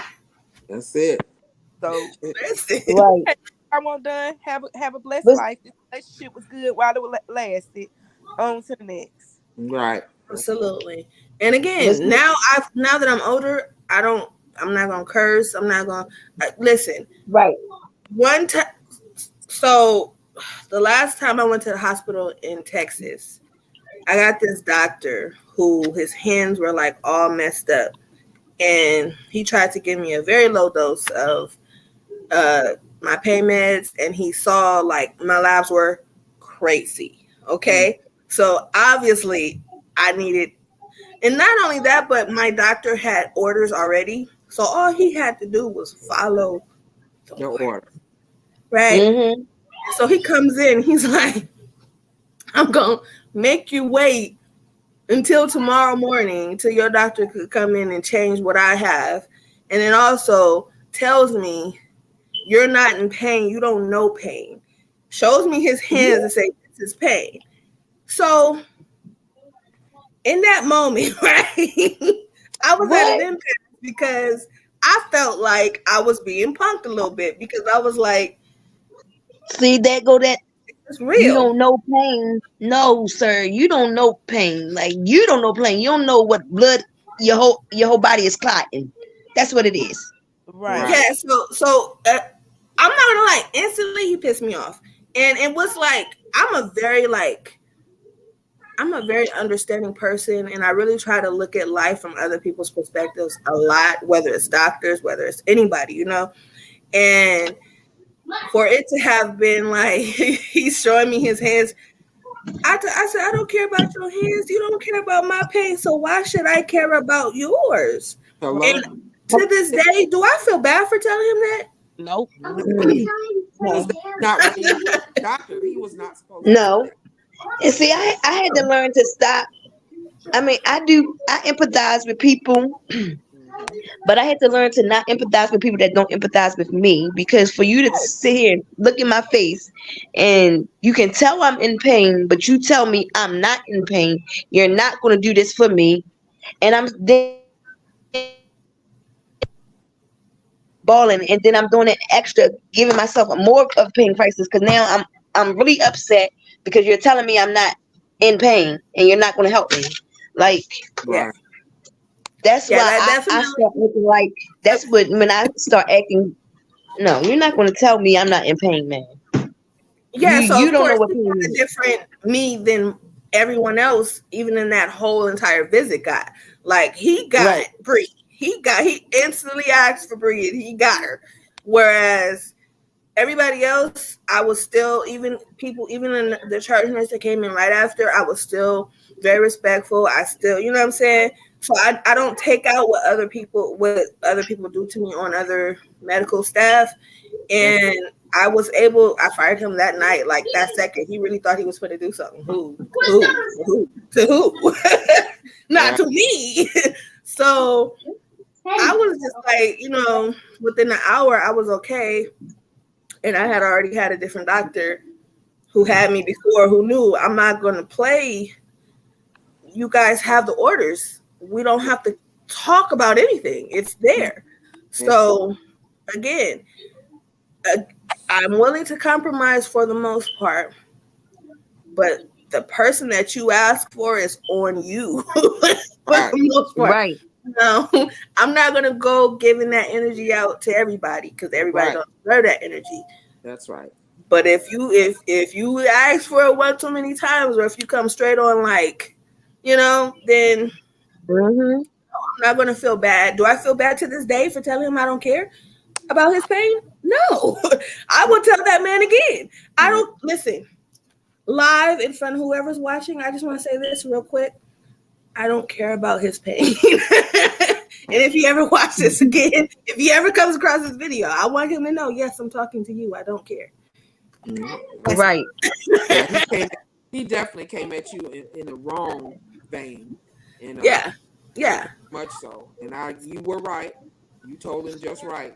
But baby, I would have had to call on some powers to be of that hospital because that is not what I his tell you that it yeah that is not what his job was. at all. I'll tell him in a Mm. minute. Yeah, look, your job is to make sure that I get out and quickly, not to tell me how you feeling. Right. Right. That don't got nothing to do with me. That's between you and what you take for your pain. That Exactly. I listen. Had you never said that, I would have never known that you had pain. I would have never looked at your hands. Not to say it like that, but at the end of the day, now you're just being hateful inconsiderate and a butthole. and yeah, and you're miserable, so you want someone else to be miserable. Because that's all I heard when you said that. When you said that, I heard I'm miserable in pain, so you have to deal with your pain miserable. Right. Right. Right. Yeah. That's about right. I don't think so. I don't think so. This is why I'm in Vegas now. Thank you. So okay, let's keep it on. Let's keep it moving. Oh, This is the next question. Oh, did I miss somebody? I'm sorry. Did I? Y'all know I just keep going. I'm sorry. Was there anybody else who wanted to add to that? no. Okay. The next Since I'm question. gonna have to get off, my sister just came and she just brought all these kids, Okay. No problem. and it's about to be crazy. Out of hell in your house. Don't let them disturb your peace, my Yeah, sister. cause she got 5 kids by herself. I only have 2. I was done. So Yeah. 5 plus these 2 is, but oh Lord, and my son, oldest son upstairs. There's Yeah. 8 kids in here. I'm Yeah. sorry, but I really enjoyed it. Thanks for having me, sis. Anytime I will Yeah. be available. Just hit me. Just send me Awesome. the link later so I can share it. All right, cool. And thank you for joining. I appreciate it. Thank you. Love you Enjoy the rest of guys. your Happy day. Sickle All Cell righty. Month. Love you too. Happy Sickle Cell Awareness Month. Okay, so our next question is, what is your deepest fear when dealing with sickle cell, other than premature death? Mm. Because that's, I think, a fear of everyone. Mm. Deepest fear as in dealing with the illness or When dealing with sickle cell, what is your deepest fear? I think for me I don't want to have anything debilitating so much to where it's happened to me that I can't function normally. Like you hear Mm, sickle cell patients having strokes or heart attacks, and y'all Mhm. know strokes are nothing to play with. You have to Right. learn how to walk, read, write, all that, eat, all that. I think that's a fear for me because I have 4 kids, one being a special needs child. Okay. So I don't never want to get into a place of I can't care for my children because a sickle cell symptom has caused me to be not myself anymore. Right. There's mm. quality of life, Hmm. once that happens. So that's a fear for me. Okay, okay. I would say about the same thing, but I've gone through that already. I've had a couple of TIAs. Oh wow. I've had to be put in a assisted living facility. It wasn't for long, for like 12 days. Um, Wow. listen, this is the only thing about sickle cell. I don't know. The different states have different laws, and Right. in this state, if you have something like a stroke, I live by myself, so they wouldn't let me come home. You have to go to, physical therapy, occupational therapy, all of that, speech therapy. They put you in a facility to make sure you can take care of yourself before they let you release you back into your own care. And that happened. Of course, look, I had the first night I had a little mental breakdown because I was like, look, Mm, I can take care of myself. Y'all can let me go home. I will be all right. But the TIA I had, I couldn't talk. So by wow. making me not talk for several hours, they were like, "No, you can't go home and be by yourself. You'll have to stay here, and we'll do some more testing and this, that, and the other, and then we'll let you go home." I was like, "Oh my God!" So I have been, I've had some, I've stood some tests, and You have a story. Hey. yeah, I had an aortic dissection. Now my aorta had been split. The devil has been trying to kill me for a long time, child. But honey, greater is he that's in me than he is in the In the world. world, you better Amen. So I had an aortic tear that happened, I'm gonna tell you right now, from beating my child that was just here a few minutes ago. oh, So I tore my aorta whooping her ass when she oh, was a teenager, because they get to try to buck up at you like right. you get. So then I, thought I had a heart attack. They sent me to the hospital. They didn't find the tear. They didn't find the tear till 2 years later. And when they found it, they had to life flight me from, I was living over in Fort Walton Beach to Pensacola to a facility over there because they thought they were going to have to go in and repair it and everything. But God has been good to me. That thing stayed at because they won't operate on them until they get a certain centimeter. So what happened, they just kept me on blood pressure medication to keep my blood pressure down. And when I got here to Tallahassee, it tore some more.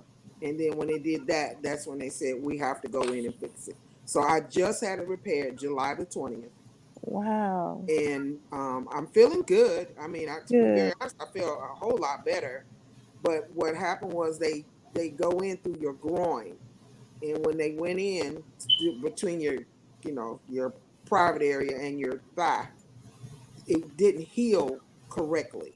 So now I'm up here with a wound vac I got to wear for the next couple of weeks too, because I've been having a lot of leakage, a lot of drainage. So Right. that's where I'm at right now. So I tell you, look, the devil been trying to kill me for a long time, but he's alive. I shall live and not die. That's it. The baby and my daughter just told me, she said, "Mom, I'm proud of you because I went out today for the first time to the store, Hey. walked around, just trying to get my strength and stuff back." Right. And Okay. yeah, and like I got my little grandbaby, she finna be 9 tomorrow. So I'm like, look, the devil not finna stop me. I'm going to see my grandbaby. She finna have her birthday tomorrow. I So know that. Yeah, absolutely. you Yeah. have to keep. That's gonna be 60 with sickle cell, honey. You need to tell your story. We younger ones need to hear it. Well, I'm gonna tell you, That's I know somebody that's older than me in Texas that's got sickle cell. Let me tell you what she told me that I need to do. Talking about Judy? She's 70 plus. She's one of my cousin's best Judy's friends. in Cali. I just talked to her. She Okay. was gonna do this panel. She's not well right now, so keep Okay. your prayers for her. Sorry. Go ahead.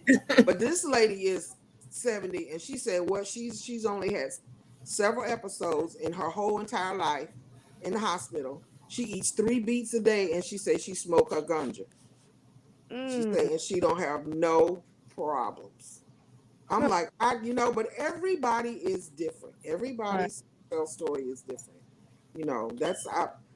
Like I said, I do what I need to do to take care of myself. But Right. there are times when, your body just, as you get older, it starts to break down. So Right. you got to take care of yourself. And that's so I'm trying to do the best I can to take care of this body. I told the Lord, how long I want to live. I don't want to stay here forever. I'm being real because this world is wicked and it's crazy. Isn't it? It's getting Okay, say that. And I don't look. listen, Mm-mm. listen. I'm here for a good time, Yes, not a yes, long time. that's it. But I was supposed to be coming Okay. out to you. I supposed to been out in Vegas on the 21st, Right. and I'm not gonna be able to make it this time. But that's okay. We having our family reunion next year out there. I will be to that. I know that. Okay, okay.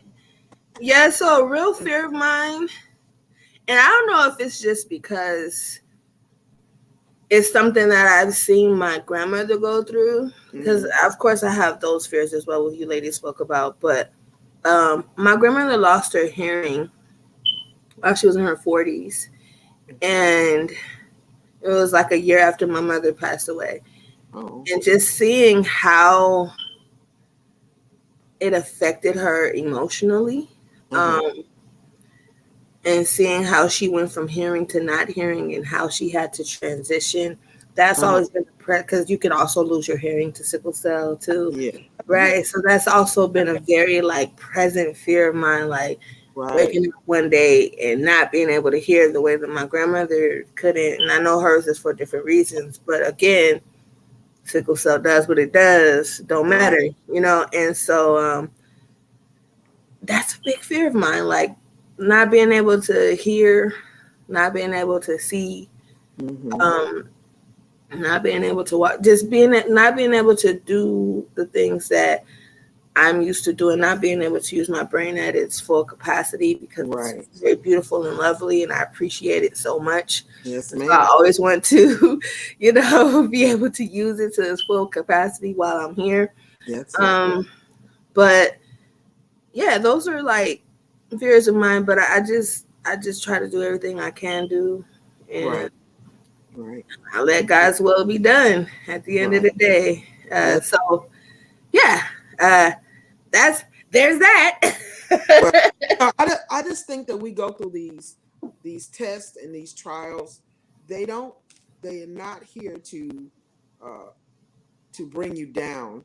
They're Mhm. actually to make us stronger, Yeah, especially in our faith. yeah. And so I look at the things that I go through because just like you were saying about your hearing, like I've already had with my eyes, I see a retina specialist now. It's just different things that as you get older. But I had to see a retina specialist at 25 because I had blood sunburst, what they call sunburst, which is blood vessels break behind my eyes. But see, that should have told my parents back in the day because I couldn't see from the time I was 4. Right. And but like I said, they didn't know.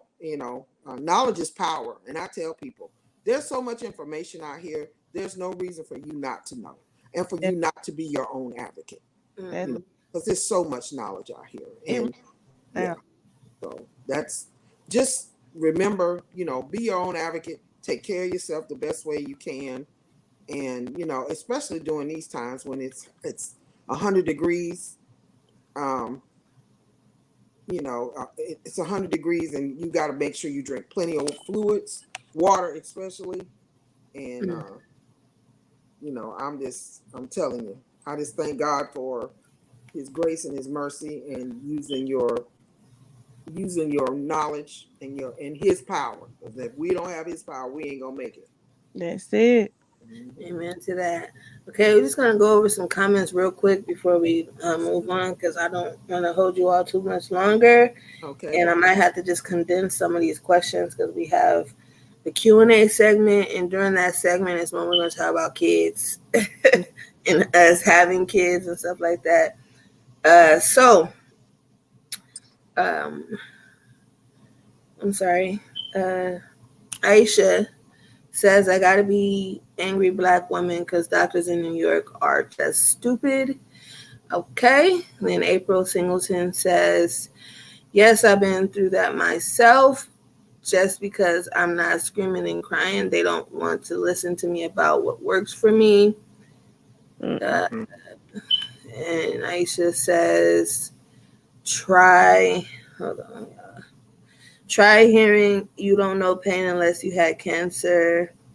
And Aisha also says she's afraid of going blind. So Mhm. First of all, I just want to thank you, ladies, for commenting and interacting with us today on this live. It means a lot to us. We value your input and your opinion always. I know I do, and uh, we all have terrible experiences. I'm sure we have great experiences, and somewhere in the middle experiences as Yeah, well yes, ma'am. that we just have to, at the end of the day, I'm not going to lie to y'all.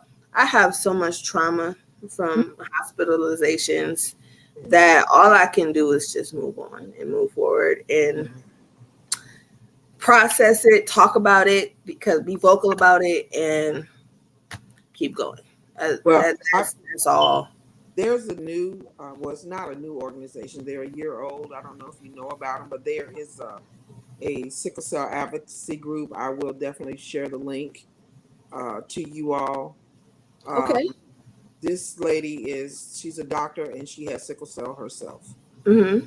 And she is one of my other friends who has just started her own sickle cell uh, group.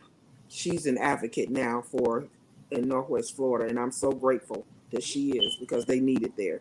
They need someone to be an advocate for the people that have sickle cell there. But you can be an advocate where you are. You have to take her course. It's a link, and she'll, it's a Zoom like we're doing now, and Okay. she gives you the training, and I don't know how many weeks it is, but and then she sends you, of course, a certificate and everything. And I think you're talking about Dr. Simone. I've taken her. yes, Yeah, yes, I took it when she first when she first started. started, yeah, I'm getting ready Yeah. to take it. Yeah, I'm getting ready to take it because I didn't know Okay. that. Yeah, that she was even out there until Allison, told me about it. So I'm getting ready to jump on board because Awesome. we need more of us to be advocates for people. Yeah. Especially for the children, because the children, listen, until you've seen an 8-year-old going in there crying and asking them to cut off their legs. Right. Yeah, we need more advocates. So Yeah. yeah, Absolutely. yeah. But thank you all for allowing me to share, and anything you all need from me, I'm Awesome. yeah, Okay, so we're just I'm gonna here. keep going. The next question, I'm gonna kind of group it because it's three questions really. But again, I want us to move to the next segment so we can get ready to wrap this up. So I don't keep you all here too long. Um, how do you deal with people's opinion versus reality? I will elaborate, but let me try to group these questions in a little bit. Uh,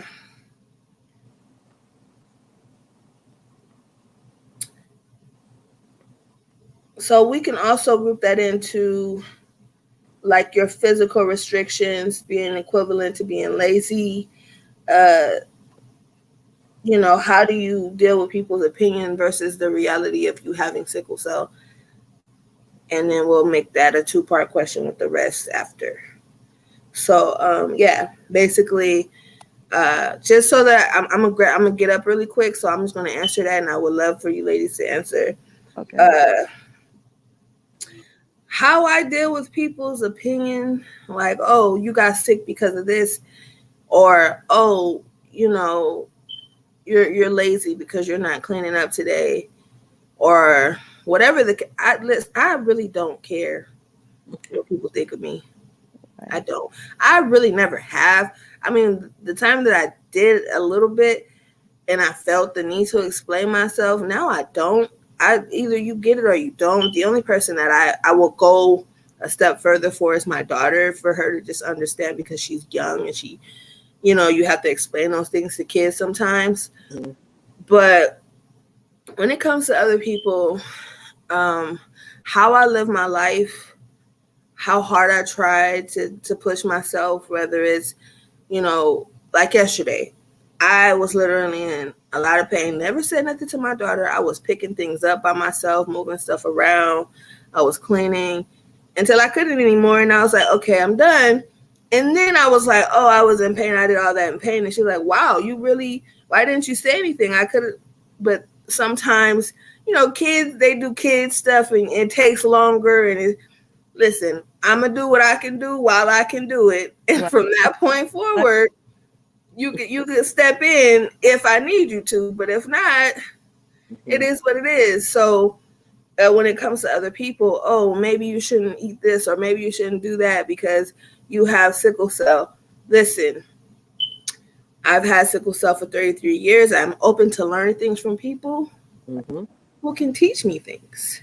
Right. But if you're trying to tell me about how to be me and how to live my life and Mm-mm. how I should feel or how I should behave or how I should act, it ain't gonna work.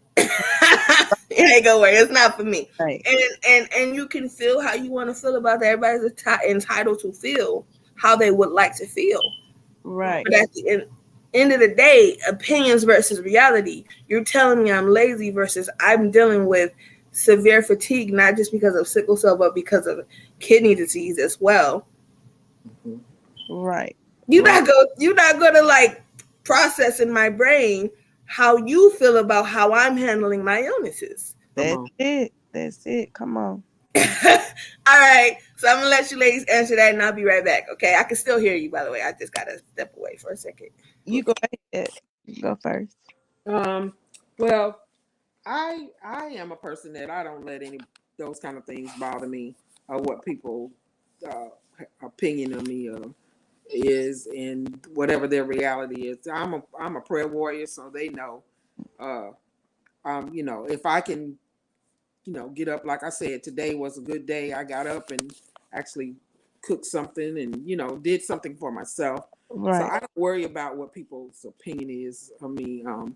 My family knows, what I've gone through. It's only been me and I had one other nephew that died at 22 that had sickle cell in our whole family. And I mean, we got our big family. We got people that have traits, but then we don't have anyone else that has a disease outside of me and him.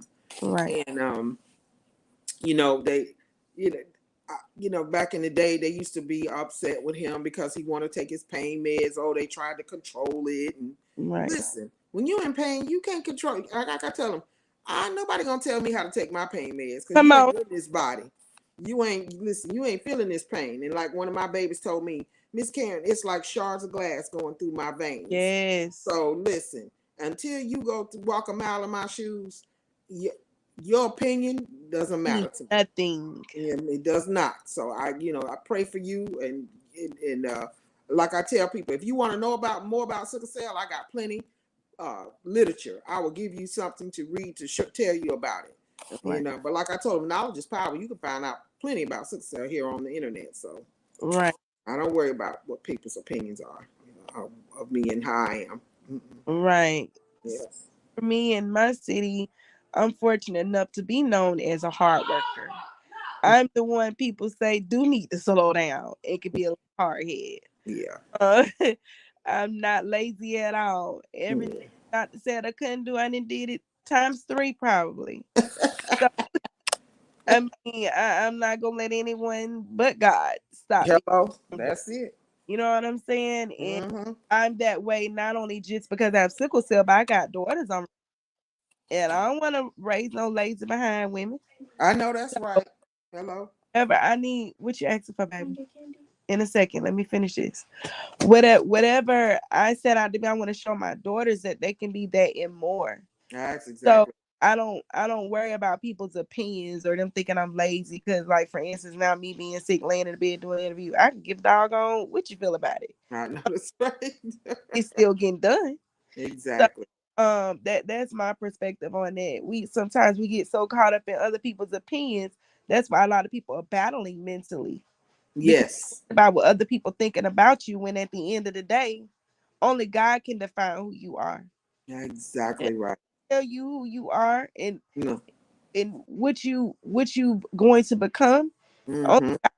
determine that. So when I made up in my mind, I'm gonna let anybody's opinions, even when doctors will tell us, like I'm sure you heard growing up, you're gonna die Mm-hmm. at 5, you're gonna die at 8, you're gonna die at 10, you're gonna die at 15, you're gonna die. Yeah. Yeah. What? You Yeah. just to the point that I know God has the last and final say, and because I know that, that's what I'm gonna live by, and I'm not gonna let anybody else deter me from what God has said over my life. Exactly. Exactly. So, that's me on that. I'm not fixed up on people opinions. The Mm-mm. same those opinions are like buttholes. Everybody got one. Hello, I was just thinking that earlier.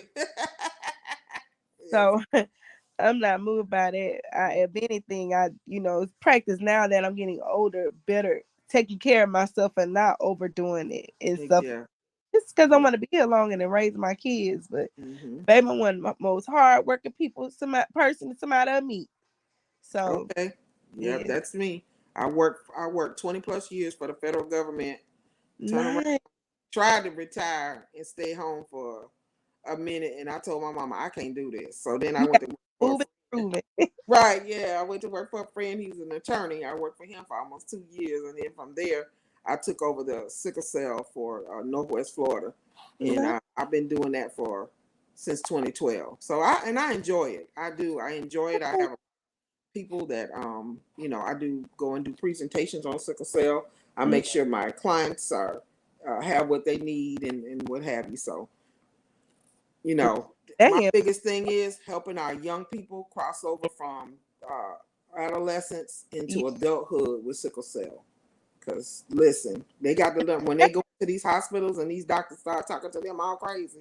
right, Yeah, because these young people ain't look. They're not like us older people. You know what I'm saying? They right, cuss you out and everything else. They might have a gun or anything. So right. trying to train them that okay, this is your sickle cell, but you need to learn how to, don't worry about what other people's opinions are, but you need to be your own advocate and you That's need to know your sickle cell history, what's that's going it. on. Yeah, if you need some blood, if you know, I'll tell them in a minute. Look, I know I need a pint of blood. Right, So they type across me, and the next thing I know, I'm sitting in the chair getting some blood. You right. you gotta know your history. But our biggest thing right now is with these young people is that they really don't care. Taking care of themselves for real. They trying to party. I just got offline looking at one of my youngins. She at some party that she throwing up a peace sign and a drink in the hand, and I done told her I don't know how many times. Then she'll call me next week talking about she in the hospital. Ooh, But I've I like told you, you can't live your life like other young people that are normal. right. You can't drink, smoke, and do all that. That's not gonna be your life. That's it. Because if you try to do that, you finna be in the grave. And I'm just Sure. telling you, if you want to live, you're gonna have to live a different way. So, but they think, Out to- That was me in my early 20s. And yeah, got I said, I'm finna put you out because you think somebody playing with you and sugar ain't sweet. She said, you keep going to this club and then I got to turn around and be at the hospital with you, girl. You right. Woo, girl, sound like my mama. inhale. I be inhaling the smoke. I'm not even a smoker, but me Mm-mm. inhaling the smoke in the club causes me to have acute chest syndrome like that. It ain't even me smoking. It's Right. inhaling everybody else smoke. So I was like, God, dog, I just got work, go to the club, then boom, in the hospital for about a month.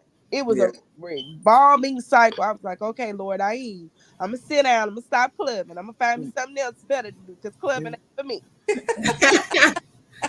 Right, Yeah. right. All Yeah. right, my bad, y'all. Now, Yeah, but yeah, that's one of the things we have to train our young people. They got to know that that's not the life that they can't live that. exactly. Okay, so well, this is kind of similar, but if you ladies want to answer this question, you can.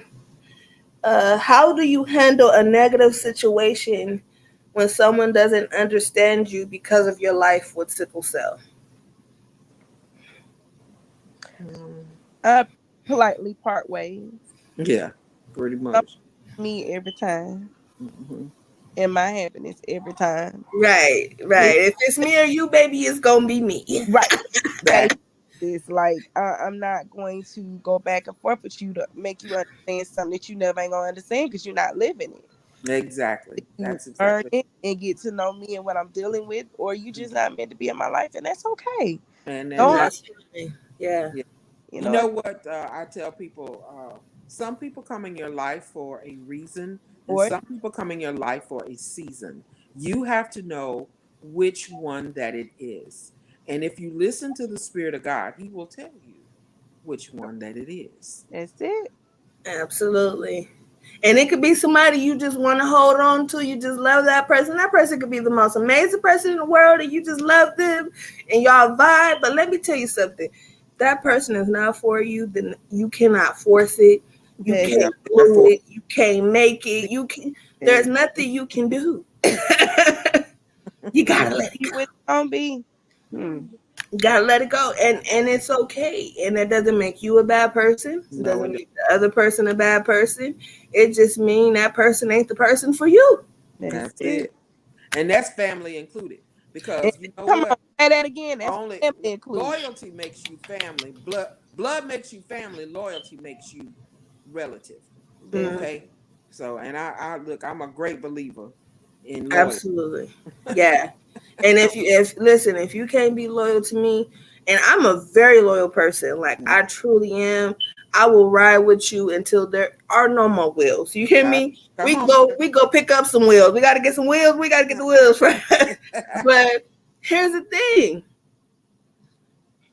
I'm not gonna do it at my expense. No, come on. Ever. No, hmm. that's right. Ever. No. And when it starts being that way to me, there's nothing we can do from that point but That's just go our separate ways. that's it. Listen, there are people that I don't talk to anymore. I still love y'all.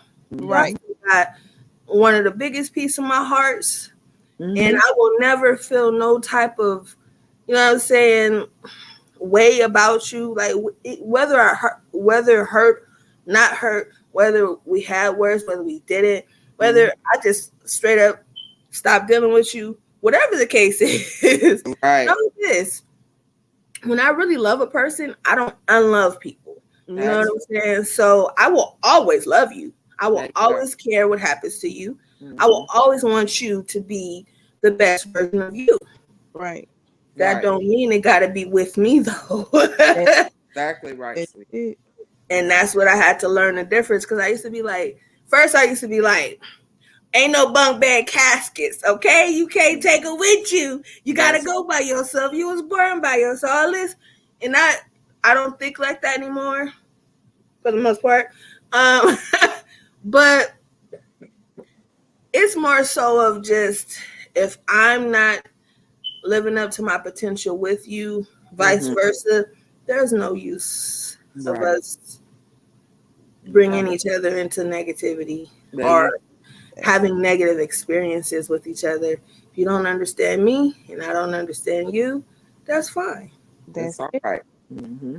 That's That's fine. how the world. Everybody don't get along in the world, but Right. that don't mean you don't love them. That's Right. You're not gonna get along with everybody, but that does not mean that I don't love you, because I definitely do love you.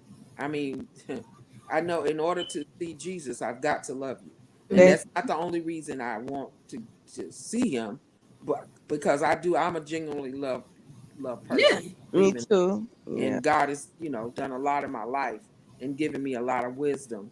One Hmm. of the things I was telling my daughter earlier, she was just sharing some stuff, and I told her, I said, "See, your problem is you over there arguing with this and that, but you need to love the hell out of them." I That's said, "You need to it. Come on. learn how to love the hell out of people. That's When it. you do that, and sometimes that means just stepping away from them. That's Love them it. from afar, and That's it. you ain't gotta love them up close. So Hmm. don't. You can love them from afar. Matter of fact, that'll probably do what's best for them, and that includes family. I'm telling you, I got something like that. Listen, Mm. and it's gonna sound bad when I say this, but I'm gonna say this because and listen, if y'all watching and y'all a part of my bloodline, I just want y'all to know something. I truly feel like this from the bottom of my heart, and if you take offense to it, maybe you should look in the mirror. Mm. Um, so I'm just gonna say this: all the people who truly cared and who I truly wanted in my life are gone. They passed away. Mm-hmm. Mm. So, and not to say I don't truly care about any rest of my family. Uh, they clearly don't care about me. Past liking a Facebook post or maybe commenting and to say, "Oh, I do care," because I don't listen to words. I I'm an look at action actions. person. Come Yeah. on. Come on. Look, So love. This anybody is my who my has ever showed grandmother me saying. that they loved me Yes, genuinely, yes. I will never forget it. That's Hmm. it. But those of you who say you love me but can't prove it, Yes. I really don't have nothing for you but love from a Well, distance. this is the That's saying. I'm gonna tell you. My grandmother told us, "Love is what it does. If it don't do nothing, it ain't nothing. I Love love that is quote. action. I That's don't it. don't tell me you love me. I tell my children, grandchildren, and everybody.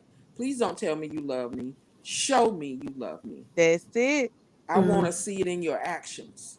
I don't want to hear, oh, I love you, Mimi. Okay. Well, I'm looking at my house right now. I want to show y'all. I've been sick. Where your love at? I need you to come over here and do some sweeping, mopping, and cleaning up. That's how you show me. Now, I love you. You asked me to take you to Cane's and Zaxby's and this and that. I'm always showing you I love. Now, that ain't the only way I show you I love you, but that's one way. Right. So, like I say, love is what it does. And That's Yes. I'm training my children and grandchildren. My children are trained, but my grandchildren, you Hmm. have to show people that you love them. Don't Right. tell them that you It's love not enough just to say it. them. That's I exactly. personally don't like when someone who loves me says it. I'm like, love you too, because right. I genuinely do love you. But our versions of love are different because I love with actions, and I Yeah, understand exactly what you're saying. So if I have not acted like I love you, odds are you haven't either, yeah. and I'm just keeping my distance from you. Okay, moving right along, we are on the parents of girls with sickle cell um, question and answer portion of this. Now, this is the time where people who are watching, people who know of parents who might be having a hard time right now with their children, Hmm. specifically girls, because we are women. We have gone through all the women issues. We will have a men's. The boys will have their turn coming up. Not this week, but next week. Yeah, and on the 11th. So I just wanted to give this opportunity to anybody who may have questions for their girls. It could be about puberty. It could be, listen, if your kid is sitting there next to you like, hey, yo, ask them this, and that real quick. You could comment it. You could feel free to click the link and join us and ask yourself.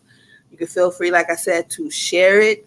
If you know of a friend who had questions and you finally found somebody that, oh my God, they can answer this question that I couldn't answer before. Listen, come on and ask those questions. We will give you the opportunity to do that. We're not going to sit here in silence the whole time. What we're going to do is we're going to move on to the segment that is about children, uh, specifically us having children. But you all, again, can feel free. Again, you can comment the questions. You can click the link and join us live. You can message me on Facebook. You listen, Instagram. It doesn't matter. However you feel comfortable asking these questions, you go ahead and do that. What's best for you. I would just ask that you keep it respectful and you limit your questions to a couple, at a time. And yeah, if you plan on coming live, please be presentable, be dressed, be. I know I shouldn't have to say that, but sometimes you do. Yeah. So yeah. Other than that, we're gonna move on. I'm not gonna change the slide because I want people to understand that this is a Q&A segment. But I Right. will ask questions, and if I need to repeat it at any time, y'all just let me know because I'm just here. I'm here with y'all. Okay. Okay, so we're on the raising children with sickle cell portion. The first question is, how many kids and how old are they? How old were you when you had your kids? Uh, I'll go first because my throat is hurting, so I'm going to eat some of my soup. So, uh, I have one kid that feels like five, but it's only one. She's a girl. She's 9. She will be 10 in December. And I was 23, almost 24 when I had her. My birthday is 2 months after hers. So I was uh I was I was old enough. And I will say this, I broke a generational curse in my family because I was one of the first women who did not have a child as a teen. Okay. Okay? My Mhm. mom did, my grandmother did, Yeah. but I broke that chain, okay? God Amen. is good. Amen. So there we go. Those are the questions. Feel free to answer. I'm gonna eat some of this lovely soup. You can go next. I had my first child. Devin will be 40 in December. And I was 21 and I turned 22 that February. I had a hard time having her. I almost died. I lost half my body blood due to sickle cell. I had to have a transfusion right before I had her. Matter of fact, I was looking at pictures the other day of my baby shower they had in the room, and I had blood hung while I was having the baby. They was having my baby shower for her. My second baby, they was a miracle child because I had you know how we get fibroids and this and that, and uh, I got back home and went and seen the doctor, and he was like, "Look, you need to be satisfied with having one child because you got all these things going on in there, and we're gonna have to take your, you know, take all this stuff out, but you're gonna have so much scar tissue, you're not gonna be able to have any more children." Well, I went to visit her dad, who I've been messing around with for years. He was in the Air Force, and he came home from Germany, and I went to visit him, and I came up pregnant with her. Fertile, both of y'all was fertile. Yeah. So they're 10 years apart. Sharice is just turned 30 this past February. And but I thank God for both of them. They're a blessing. Devin does not have a trait, my oldest, but Sharice does. And my two youngest grandchildren, girls, Jade has a trait. She is 11. Uh, she'll be 12 in December, and she just got her period. Lord Jesus, y'all pray for her. And because girl, that thing got a mouth on her, and I said, well, maybe when she get a period, stuff will change. But but she has a trait, and so does my youngest grandbaby, who will be 9 tomorrow. And I talk to them about sickle cell all the time, all the time. I want them to know, you need to be careful with your partner who you marry if you decide to have children, because if you marry somebody with sickle cell trait, you might end up with a child with sickle cell. And then I also go into the high schools and in different arenas, and talk to these kids because I have came across several young girls who have children with sickle cell. They got pregnant in high school. One in particular I know of.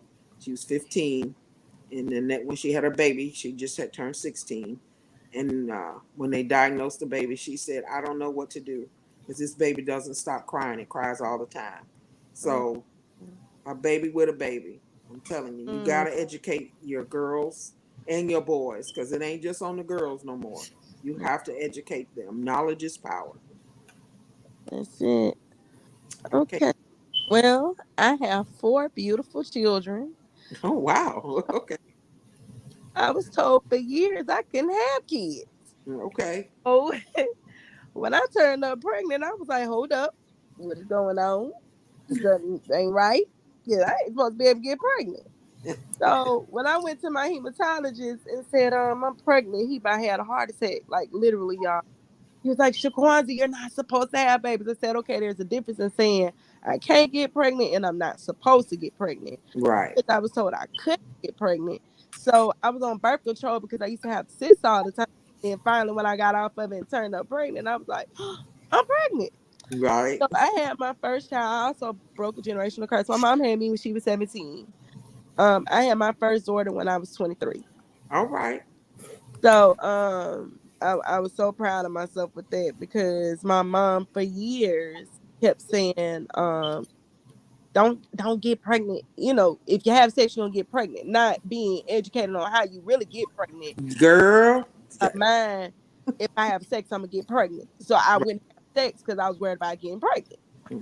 So I have three girls and one boy. I had my next daughter. My oldest daughter is not by my husband. My other three kids are though. So I had my next baby at 27. Okay. And I had my next baby. How old Shania child? We got a lot of children, gotta keep track. She's 7.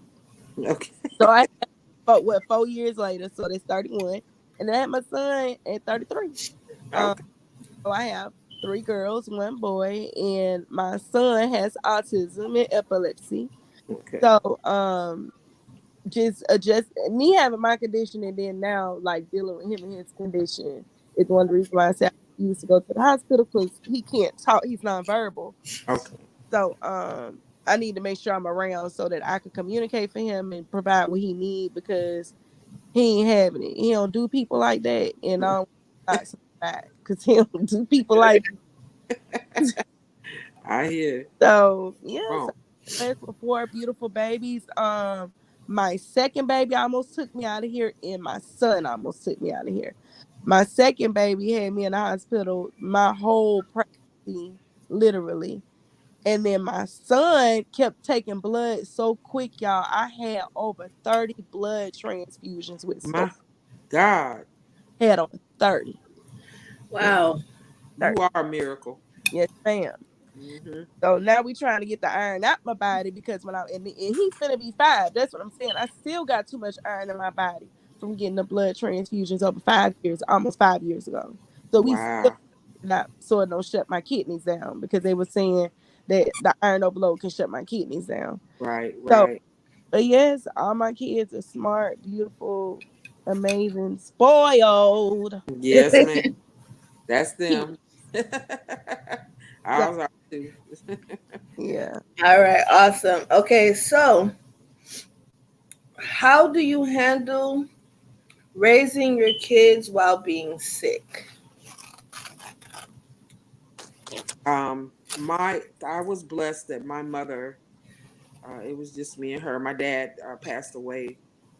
Like I said, I found out I had sickle cell. I might have been 12 when I found out I had it, but my dad passed away. I was 14, and so it was just me and my mother.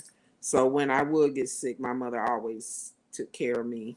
And then my mother went into kidney failure when she was in her 50s, and she ended up getting a kidney transplant. So she ended up living another 15 years, and she died in 2016. And Oh, I'm gonna tell you, these last few months where me being sick, I ain't gonna lie, I have cried, girl, Lord, I miss my mama. I'm telling you, your mother is your best friend in this world if you got a good mother. There are some that are not so great, but like I tell people, that's your mother bring you into this world, and like Tupac said, his mama was a crackhead, but he loved his mama. right. You need to love your mother and your father and honor them because they did bring you into this world. Yeah. And I can say my mother was my biggest help me with my kids, help me raise my children. I worked, like I said, I worked for the federal government for 20 plus years. So um, my mother would, I mean, hauling back and forth from babysitters to, uh, soccer games and this and that. She really was my right arm. And Oh, as a matter of fact, I just have to give her credit is due. She raised Devin. Devin was so attached to her because Devin was her first grandchild. oh, Devin didn't want to live with me when I moved out. I moved out when I was like 22, almost 23 with her. Just not really far from my mom. The girl cried all night long. She didn't even want to stay oh, with me.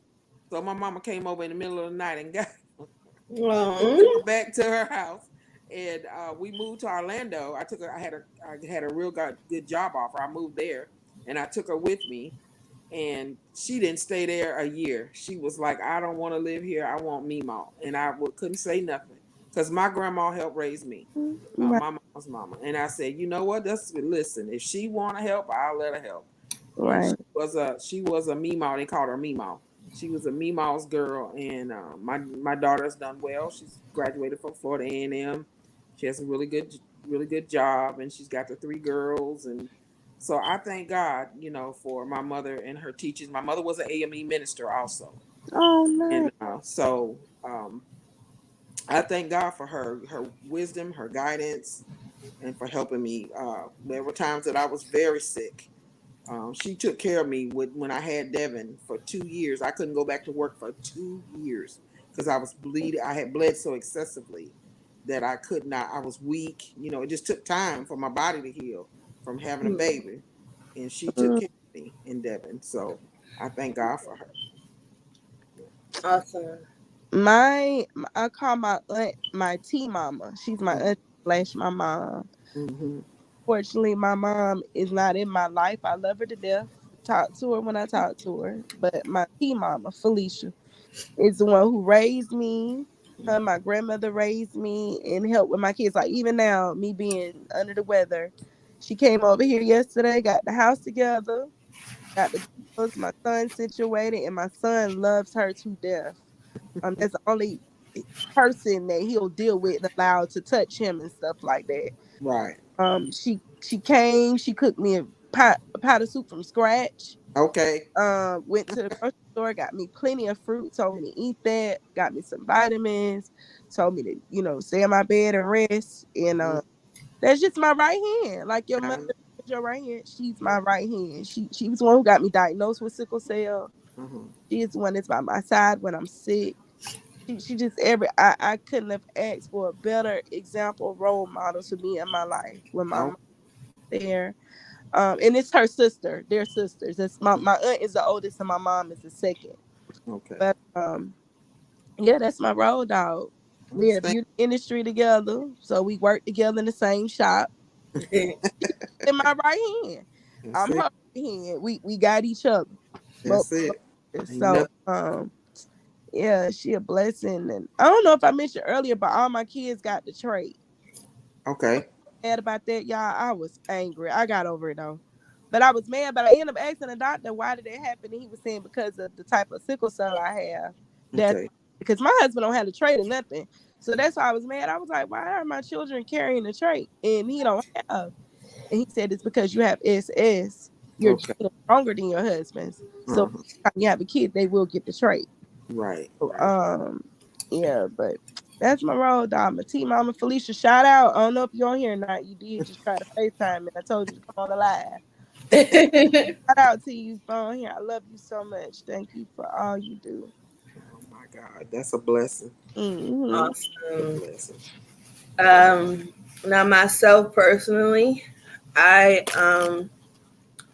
I I deal with myself being sick the best way I know how Right. because I'm like these beautiful ladies. I don't really have a big support system. Right.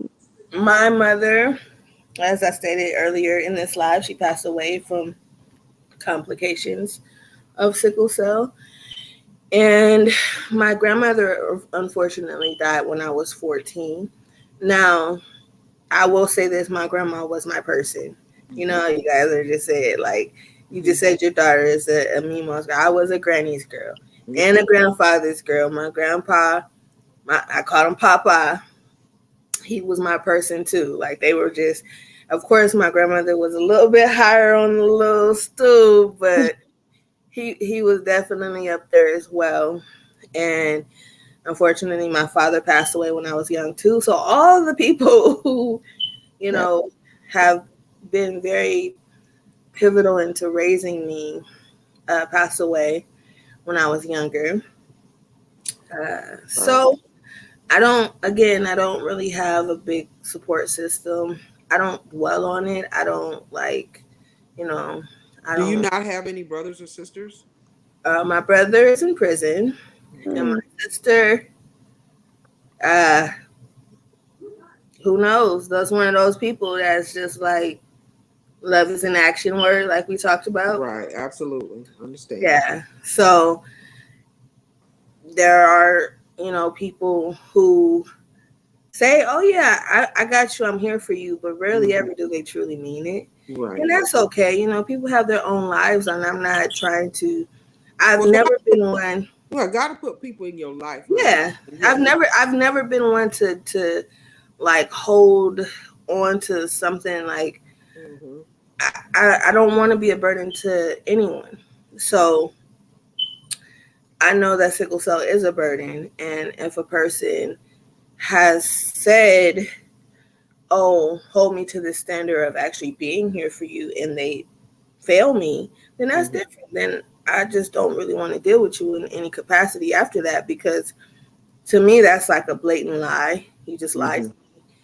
Right. and it sucks because the people who would be here if they could be here would be here. So Mm-hmm. that's the part that's kind of like Yeah. I'm left with all these ones when the ones aren't here anymore. Right. I understand. So um I just again, but I will say this: God is good. God has kept me and my daughter in times where people have failed. Men will fail you every single time, but He God got will not fail. It never fails. Okay, He never fails. And I know there are a few women with sickle cell who are in the same boat as I am, and they may feel, oh, I can't. Listen, if I have to move across the country, if Mm-hmm. I have to move to a different state, different Mm-hmm. city, to have my care and my peace, I will. no. Mm-hmm. I have to not put up with people's because see sometimes people think they get to hand you their bullshit to Mm-hmm. deal with because oh I'm helping you so you got to deal with this. Mm-hmm. Mm. I'm not. I I'm know. not. Okay, boundaries are still That's set right. and matched. Do you hear me? Mm-hmm. So because I know that I'm a great person and I know that my heart is pure and I have genuine intentions for everyone, Right. and Okay. I would literally give somebody the shirt off my back for real. Right. So to know that I'm that type of person and deal with people who are not, I it's just for me it's a no for me.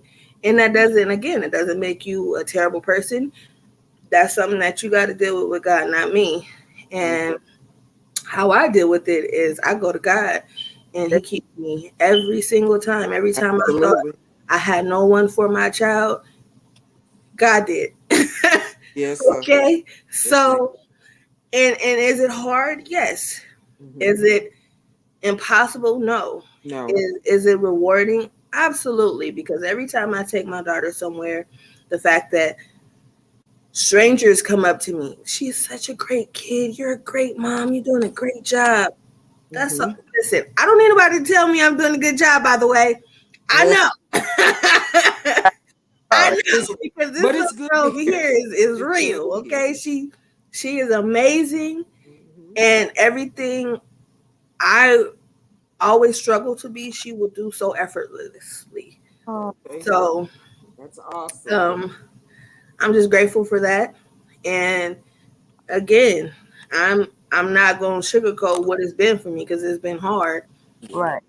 but it definitely God shows up when man fails me, when people fail me. That's it. So yeah, let's say some people for the shoe fits hurts, don't it?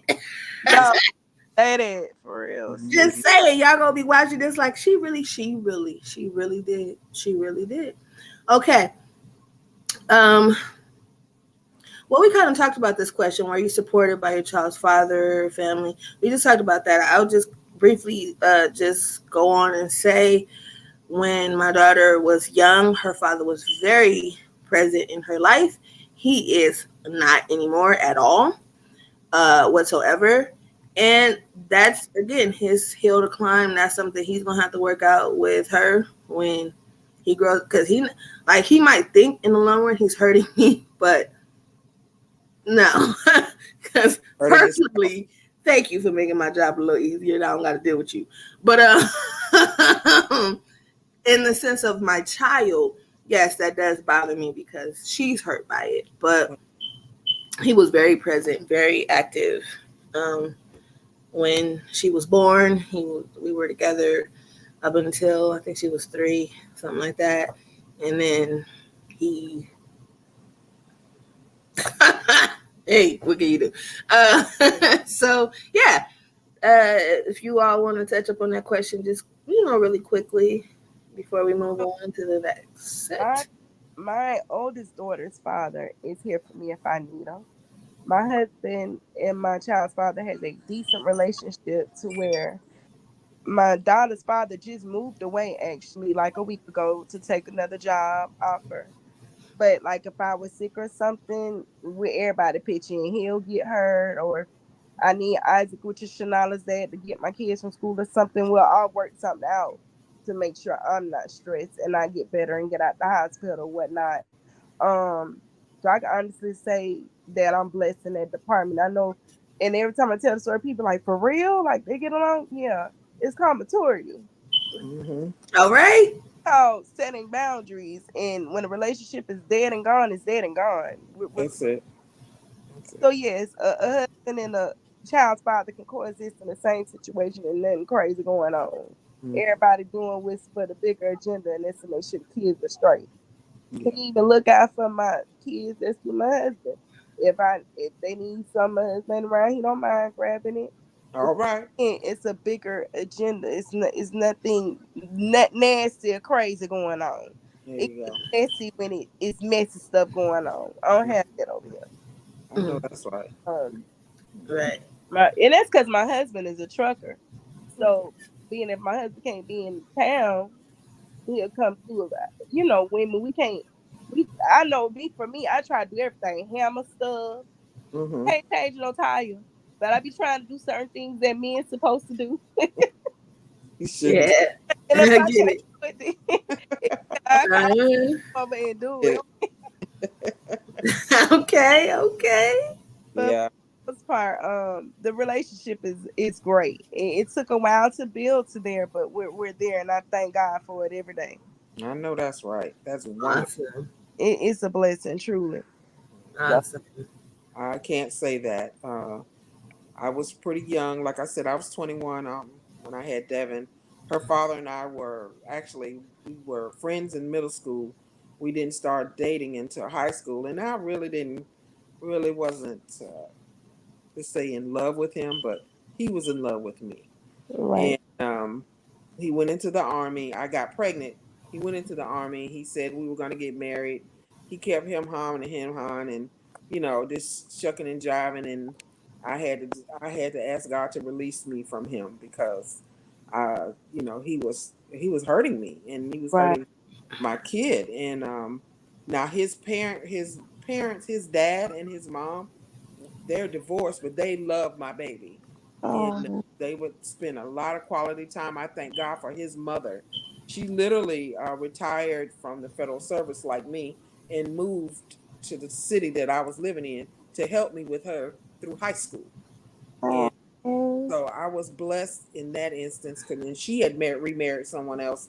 So that's her Opa. She loves him. Her granddaddy, she called Opa, is what they call him. So they helped me with her daddy's mother and stepfather, and his dad. But other than him, he was not a hands-on. He was too busy trying to find himself, and I'm gonna just leave it at that. Um, Matter of Okay. fact, he's on waiting on a kidney right now. He lives oh, out in Texas. I'm praying for him.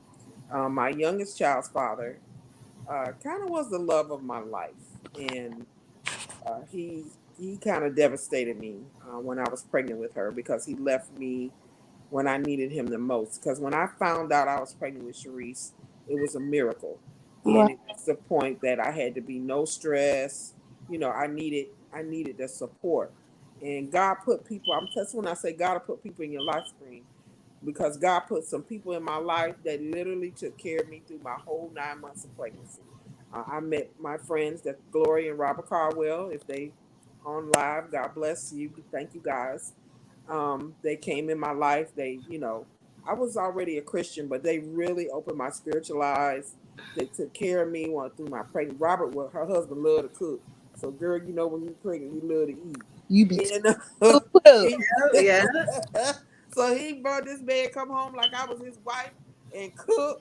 And Oh, listen, I lay on it, and they had an extra bedroom. I stayed upstairs in the extra bedroom. And oh, my mom was there, but I just needed a friend. right, And they were really good friends to me. So I asked them to be my youngest daughter's god parents, and they were, and they are. But God put people in your life, because I'm telling you, right. when He hurt me, He broke my heart. I didn't talk to Him. I was 7, almost 8 months when I talked to Him again, and He was so angry and so hurtful. And I'm a person, I guard my peace, and I mean that, honey. I hang up on you in a minute.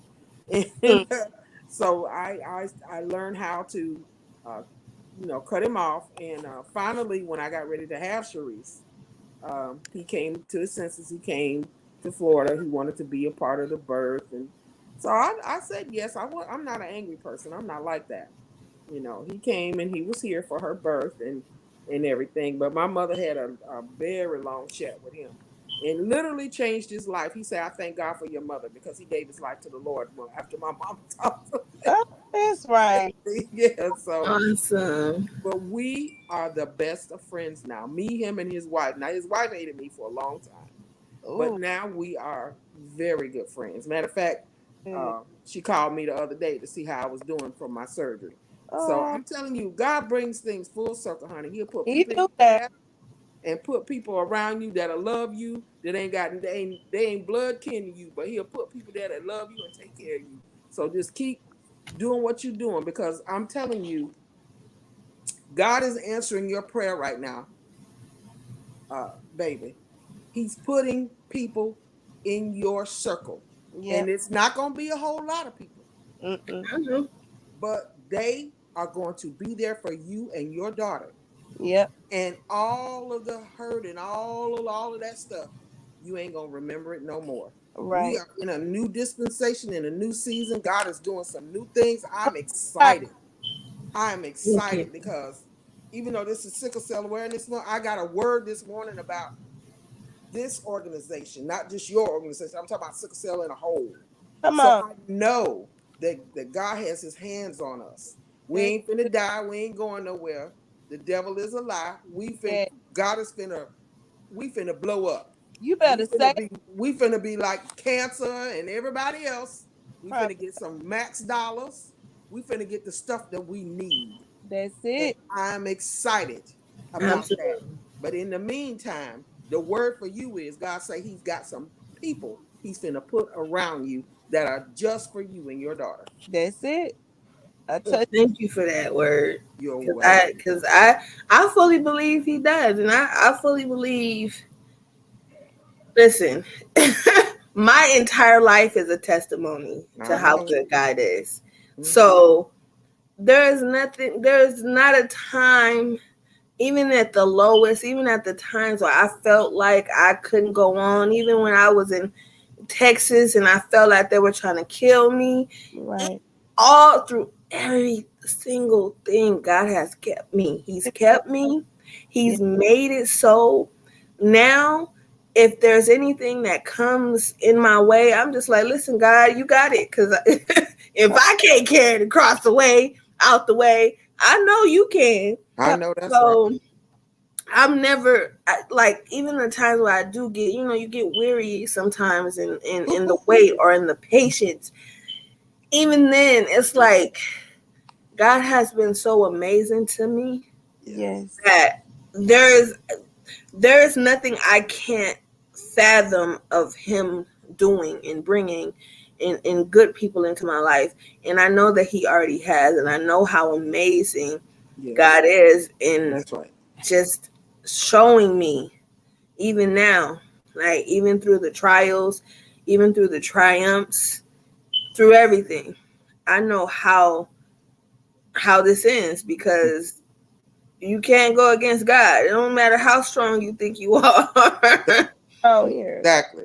So I just thank you for saying that, and I fully agree, and I'm in agreement with you on that one.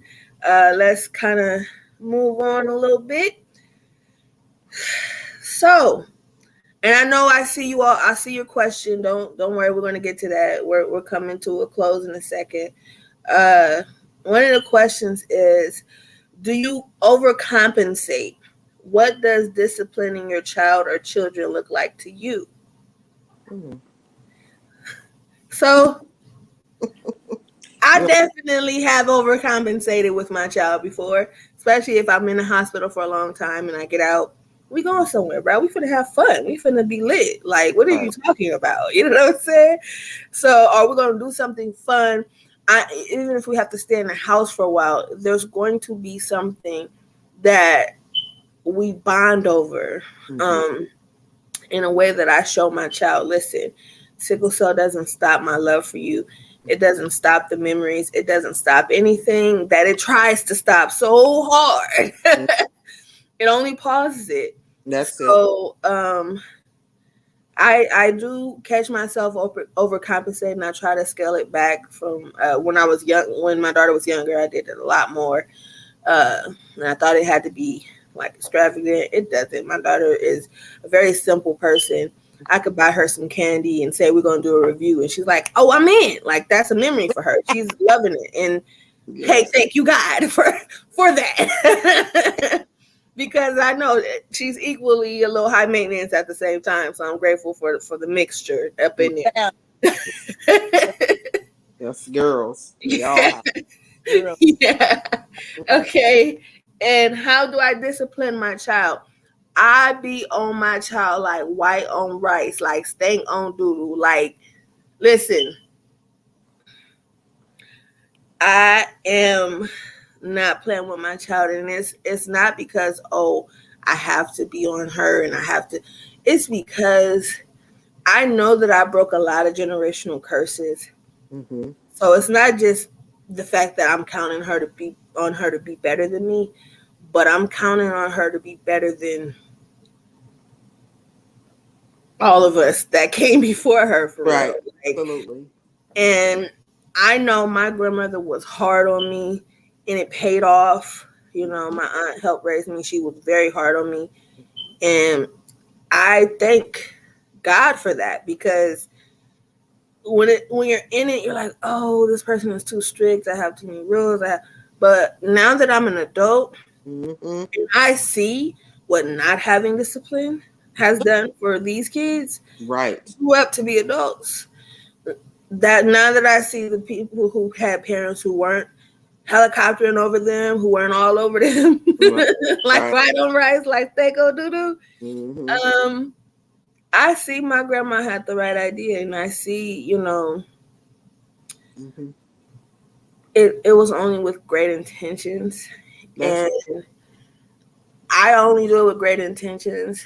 mm-hmm. I don't want anything but the best for my child.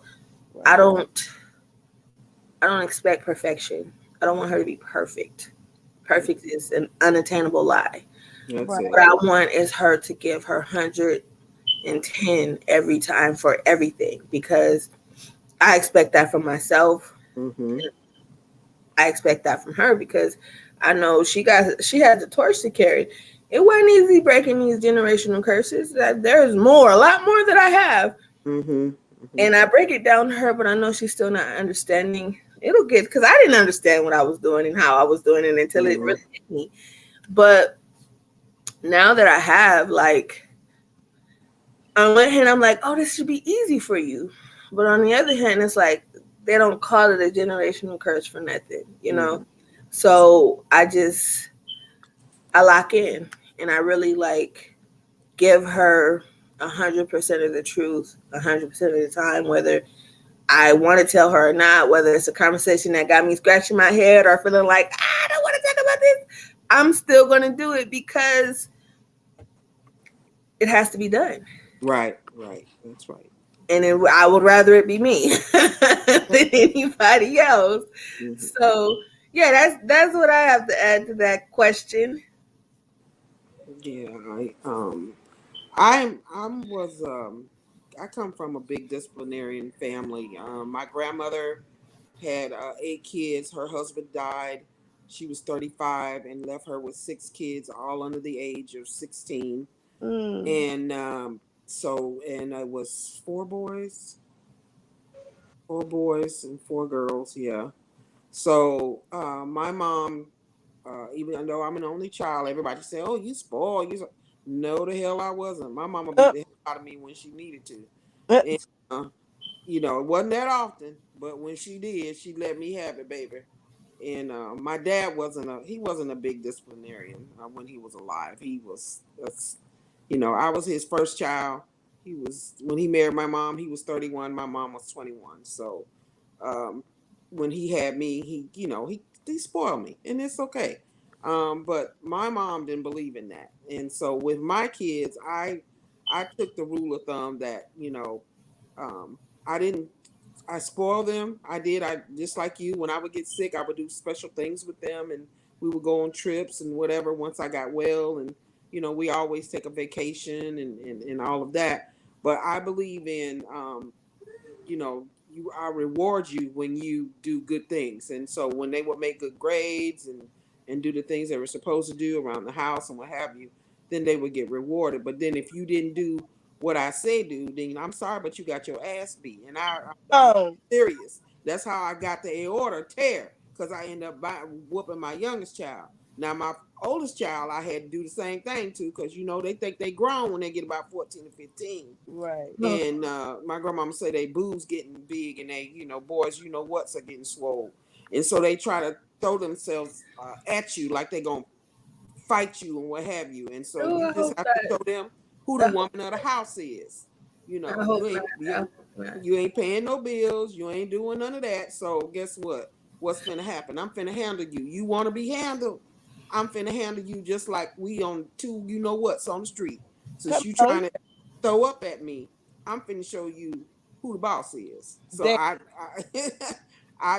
had to go that way one or two times, but from the most part, my oldest daughter didn't give me that much trouble. My youngest daughter, I end up having to put out at 17. She got into trouble. She went to prison for almost 3 years. She's doing great now. She's good. I mean, I can't move for her so, now. So she's really a really good daughter. I mean, she can, and both of them do anything for me. But the thing of it is that she really shows me that she's sorry that how she took me through the things that she took me through. And but it's one of those things. It was life lessons. I tell people your children have to have life lessons, and That's you it. cannot um, don't be so strict on them that they don't get any life lessons. Don't not letting them go nowhere, not letting them go to a football game Pre, or hang pre, out with their friends. pre. That's how they learn. That's how they find out who they are. And Mm, you'll see who, if they're a leader, or you'll see if they're a follower. If once you let Oh, them have a little bit of leeway, you got to let them have some. You yeah, can't just shackle them up. You do that's that, you gonna mess them up. So I tell right. people, yes, use discipline. I don't agree with them taking discipline away from parents and stuff. Get out of here. I feel like that's all our wisdom is in nursing homes. We the only country that all our wisdom in nursing homes. Japan, China, all that they honor their old people. They listen to their old people. They right. old people tell them how to discipline their kids and what have you. And notice that their kids are the smartest ones in the world. Surely is. So I'm telling you, by God, this is what's wrong with our kids in this It country. is. Yes, there's nothing wrong with spoiling your kids and giving them things, But you but they better should earn it. They do. need to earn it. And I'm telling you, Absolutely. they have the spirit. God says they have the spirit of entitlement. It is taking Oh, over this country.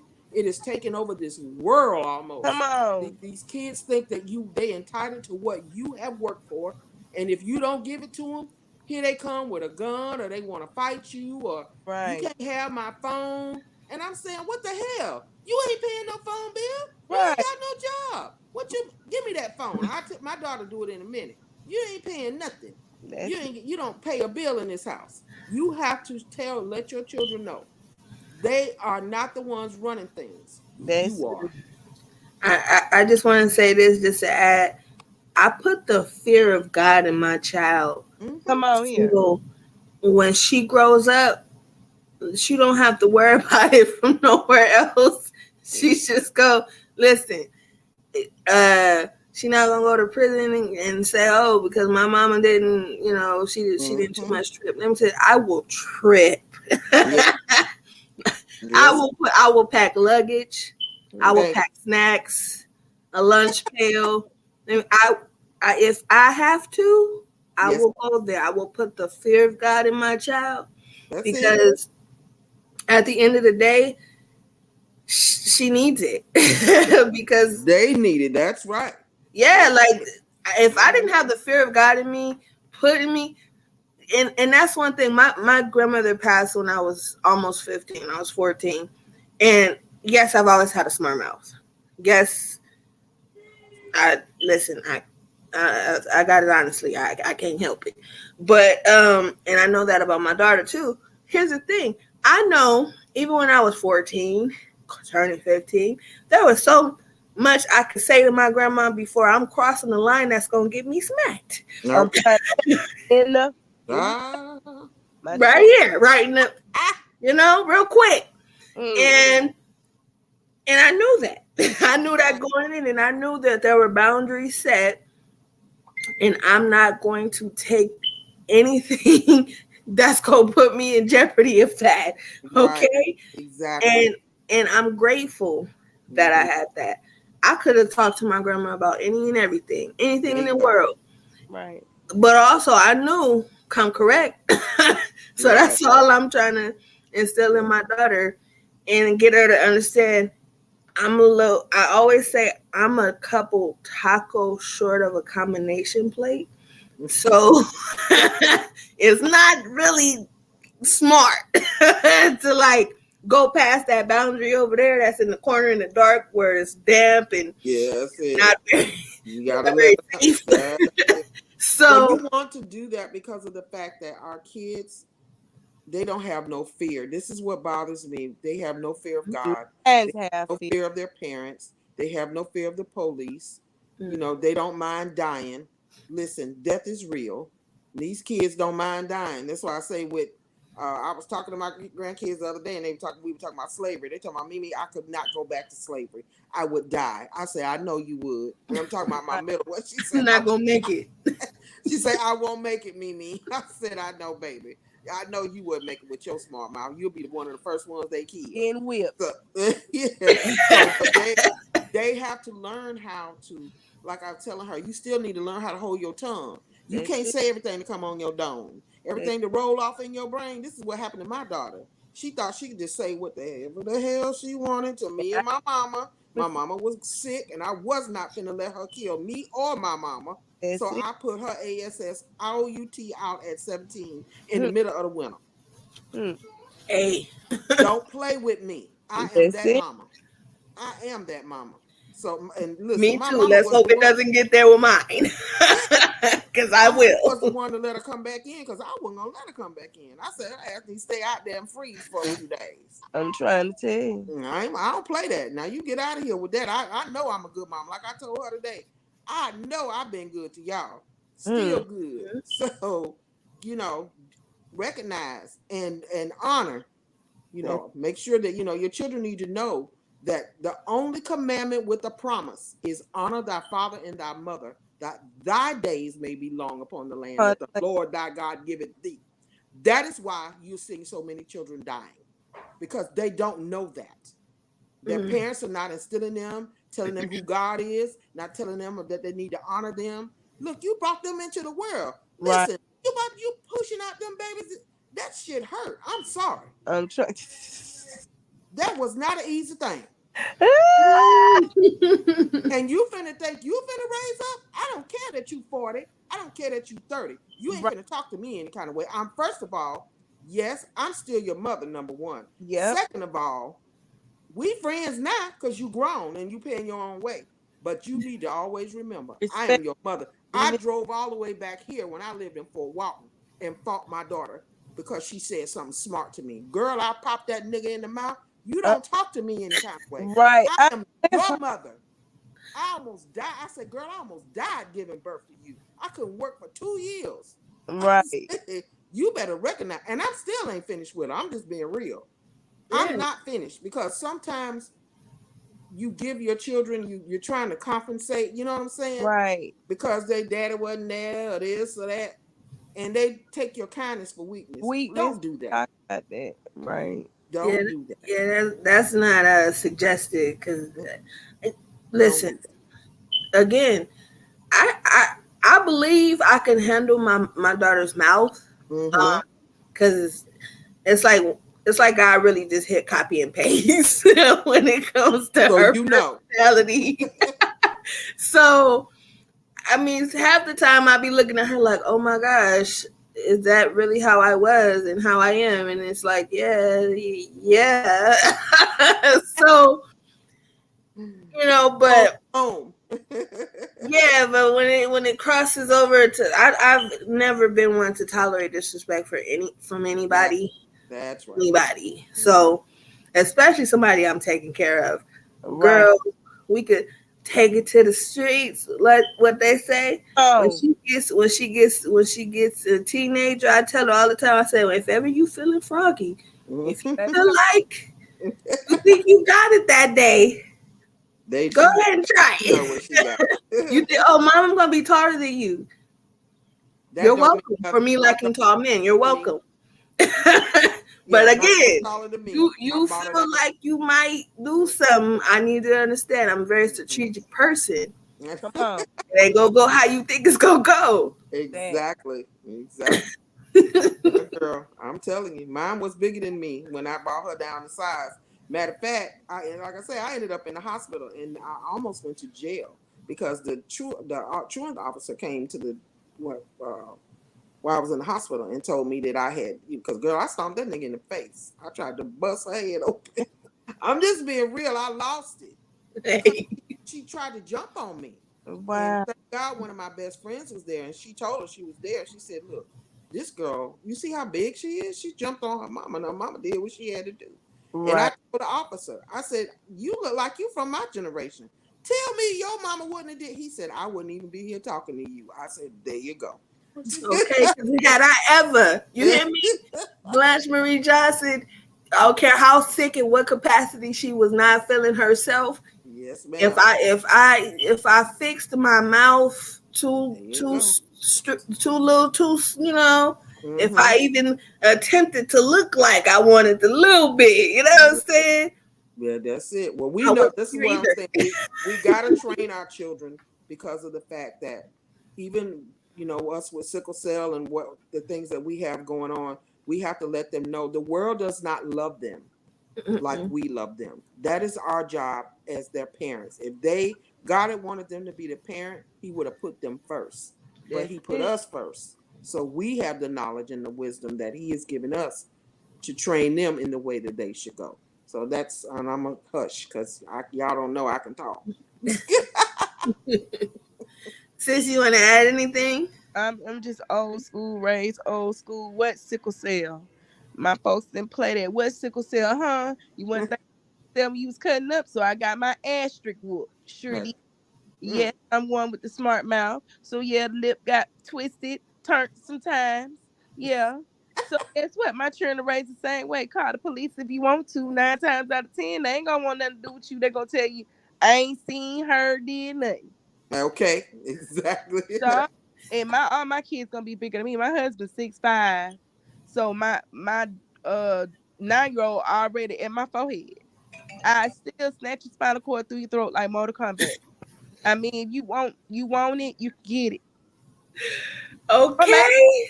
I put the fear of God in all mine. Thank God I'm the way I am because of me being stern when they were small. They don't try me like that. Yeah. I let them get away with murder, yeah, because they bigger than me. All of them gonna be bigger than me. Think they're gonna try something. And like I said, we're gonna do Mortal Kombat. I'm gonna snatch your spinal cord through your throat. Listen, So I've grown up watching WWE, WWF my entire life. Let me tell you something.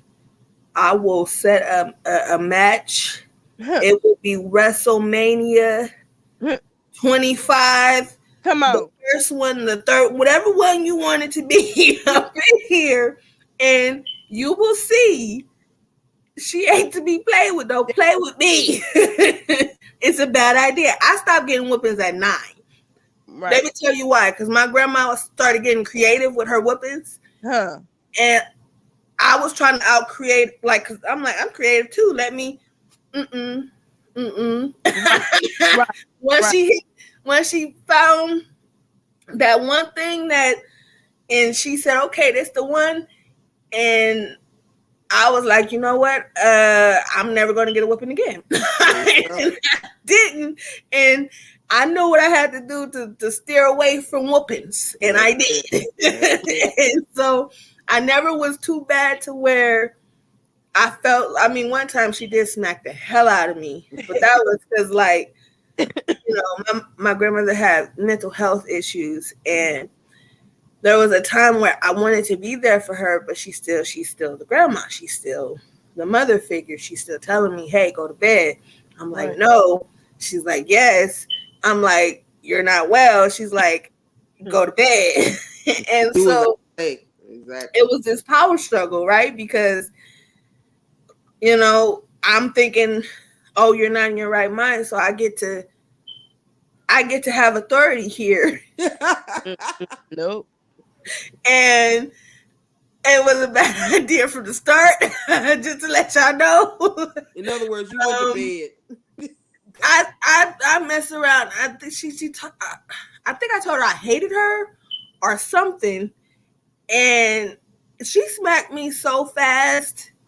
I had to think about what just happened. Have you ever been smacked that fast when you Yes, like, did you just absolutely. smack the taste out Like, my mouth? that's like, And so it was like, from that point forward, I was like, oh, listen, she sick, not sick, going through mental health issues. I Hmm. don't care what it is. Yeah. There's boundaries set. did. There, If she say something, listen, I'm gonna have to listen there you because go. I don't want no smoke, There you none.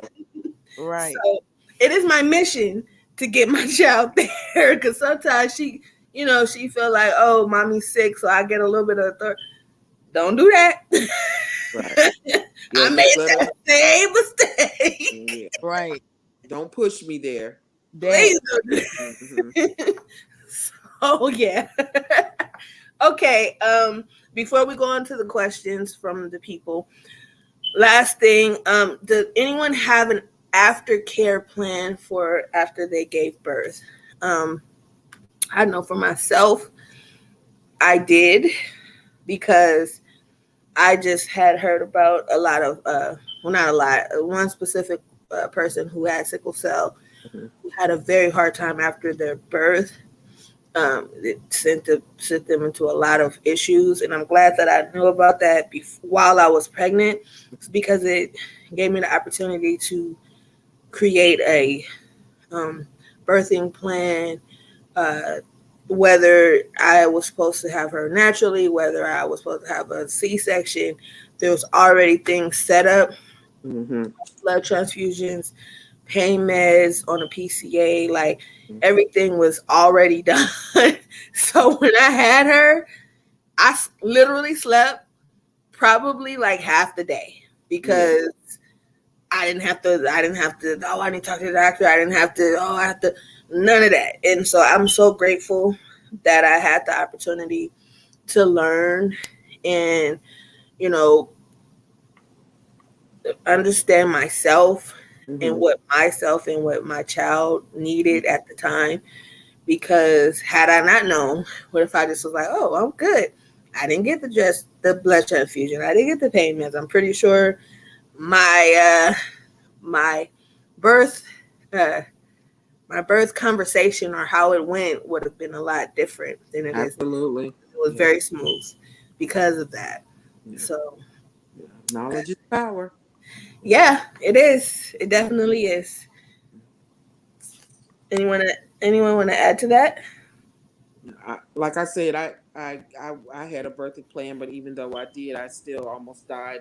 With my first one, my second one, I knew a lot better. I ate a lot better. I went to bed earlier. I didn't do a whole lot of strenuous anything, no stress or any of that. So when I went in to have, I had C-section with both my girls. When I went in to have my second one, it was it was just smooth sailing, and my whole church was there. I'm gonna tell y'all something. When the when people see the love of God and they know who you are and who God is in your life, they're gonna be there for you. I had 30 people up there when I had my second child. 30, my whole church was up there, including my two pastors who were elderly. And I was like, I could not believe, God bless them, they both gone on to glory. The Thorns, they were up there. I was like, oh my God. But I needed that. See, God knew I needed that in order to give birth to this child because I was having such a hard time with her father. But yeah, definitely had a birthing plan for both of my girls. Awesome. And that's something that they people with sickle cell that are talking about having children, they need to have that Yeah. before they have their child, because you don't, Yes. anything can go wrong. So you need to have everything in order. Absolutely. Yes. All right, sis. You have anything you want to add to that?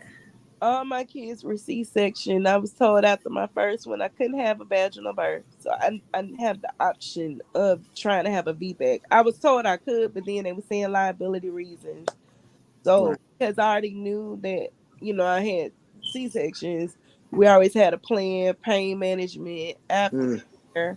I had a setback with my first baby.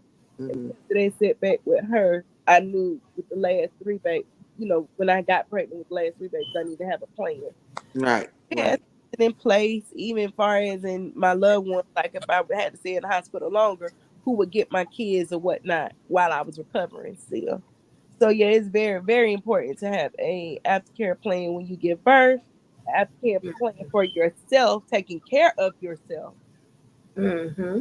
aftercare plan as far as in the kid, your baby and getting the kids intertwined with the new baby, just all that. You need to have stuff in motion that way Mm. it's not so stressful and you're dealing with postpartum when you get home because you don't have nothing set in place. So yeah, Right. definitely did with all four of my children. Yeah. Okay. Okay. Awesome. Um. Okay. We have a question from Aisha. She says her mom asked her doctor how I would be able to tell the difference between cramps and crisis. Ooh, that is like like that's a good question.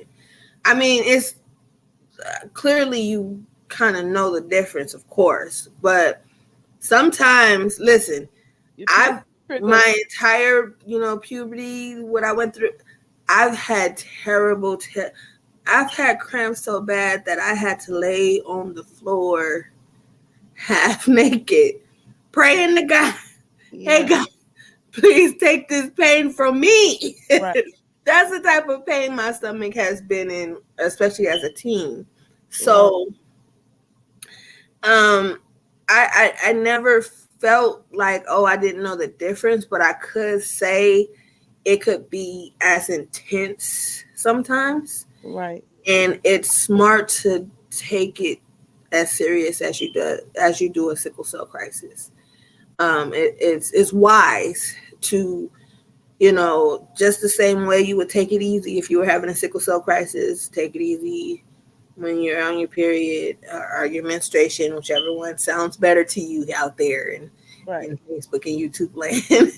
um, well, again, just to know yourself, know your body, know what you can do, know what you can't do, know how to prevent, your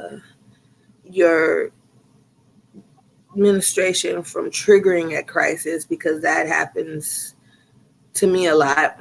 Um, but to know the difference is very clear. I think the clearest way is the pain is different. It's way Yeah. different. It's different. Completely Yeah. different. Like, even though it's intense, I would, okay, tell me if I'm wrong about this, but I would equate, especially the first part of a sickle cell crisis, when you first start feeling that pain, Mm-hmm. I would I the closest thing I would say compare it to would be, Oh my God. like, say for instance, if you sat on your leg wrong and it starts going to sleep, and you know that feeling where your circulation is trying to come back, Right. and it's like really intense and just very annoying. It can be.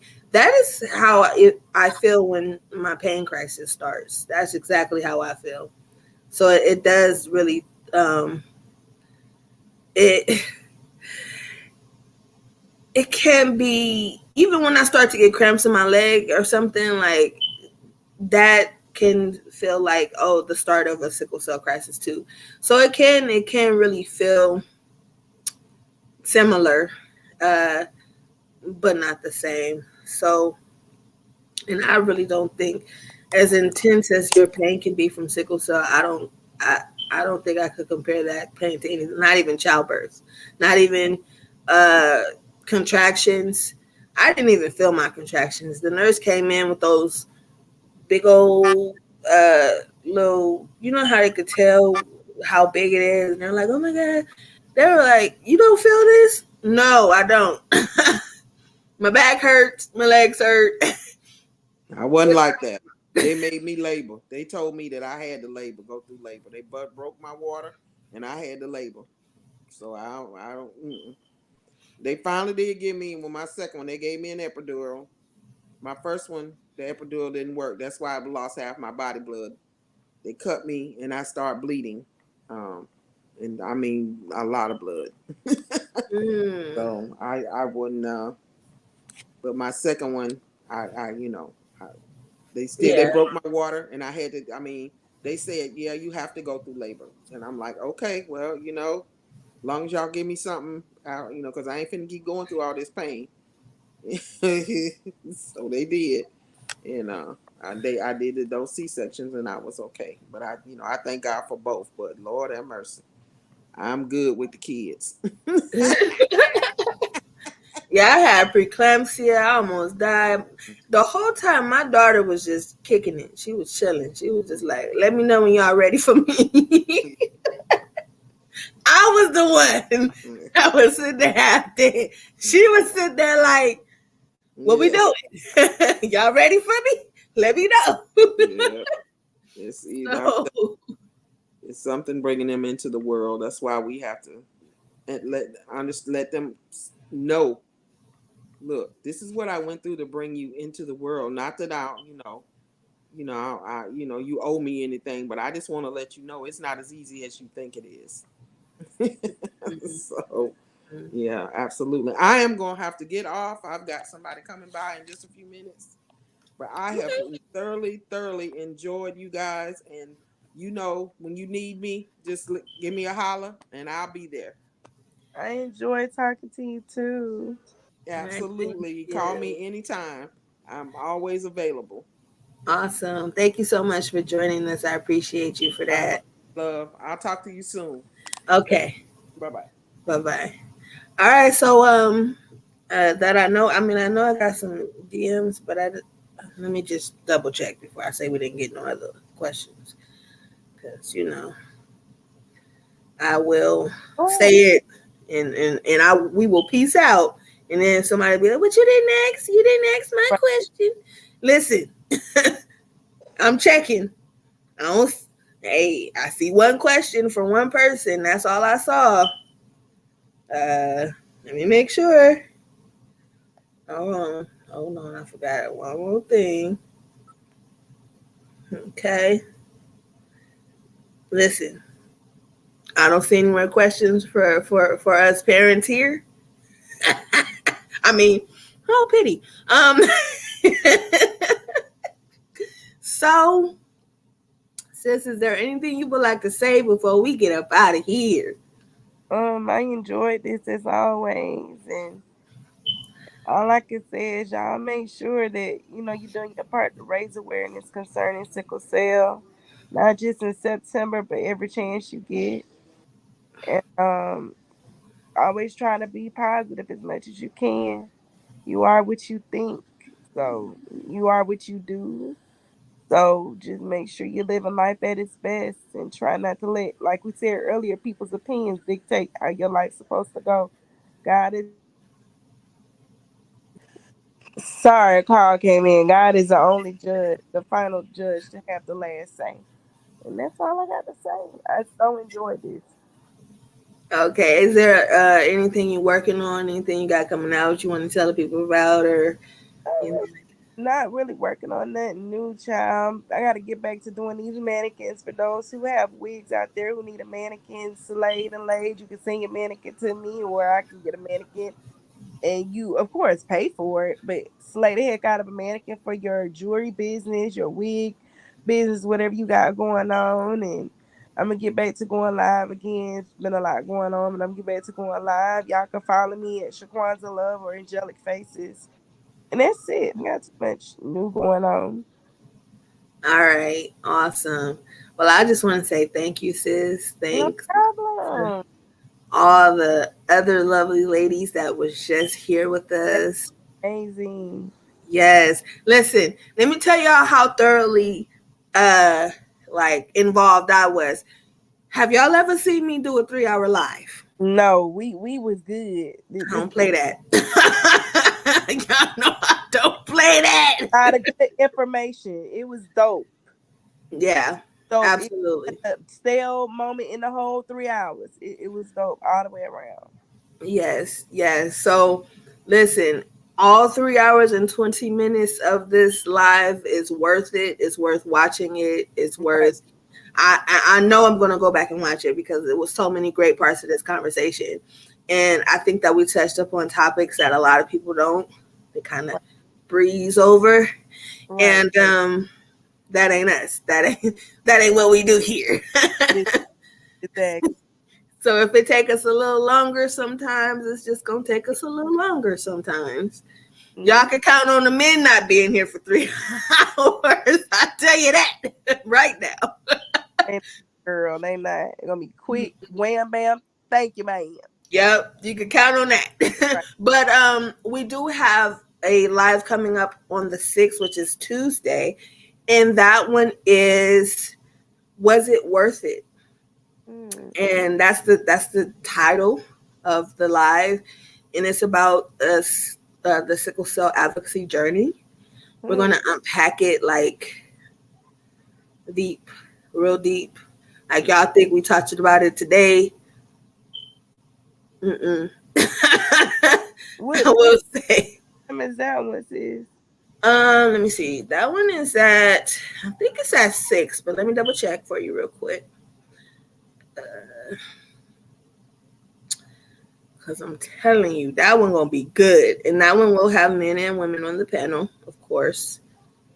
Okay. Okay, so it's 4 my time, so that is 6 your time. Okay. Try to see if I can get on. Do I got something? I'm gonna see and I'm gonna let you know. If I ain't got nothing, I get on here. I have no problem getting on. All right, awesome. Because I'm telling you, this That this was one. And listen, y'all think y'all heard sis say something today? If mm, she come on Tuesday, mm. these questions I got. Y'all think these questions I just had today was something? Woo! You listen. I just appreciate you, sis. I appreciate all of y'all for watching. I appreciate y'all, those of you who shared. If you haven't shared yet, please share. I shared 3 times, girl, because I was trying to y'all. They better get on here. What's the harm in sharing? Right, Okay. right. Other than that, just look forward. We have a lot of great things this month. We got the game show, Sickle Cell Squares coming. That's gonna be dope. I want I'm to see telling you. this good stuff you got going on. I am excited. Listen, we got listen. Then at the end of the month, we have the live Sickle Cell brunch. We will have virtual panelists. We have listen. Hey, It's gonna be I'm like only doing my God's work, and this is what He set before me. I know that's right. I am committing myself to finishing it and doing it right, correctly. Is that rain? Oh, sorry. It's okay, girl. It was raining here earlier. It shocked me too. I literally was so shocked just now. Okay. Um.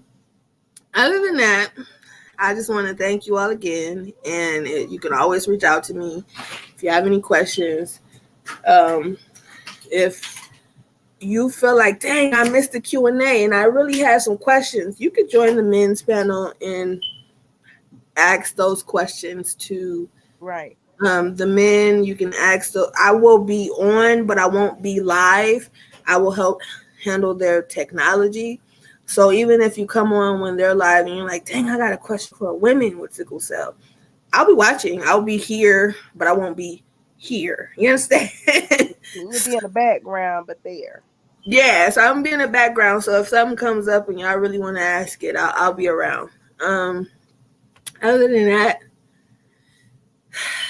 I'm gonna leave y'all with my positive words of wisdom, so that y'all may go and have a wonderful, blessed week. Yes. Get a little sunshine in your life. If it's raining, appreciate that rain. Right. Whatever it is, just love and appreciate it. Give yourself some grace today. And as always, start where you are, use what you have, And and do do what you can. love that. Until next time, folks. Mwah, mwah, mwah. Peace. See you when I see you. Bye.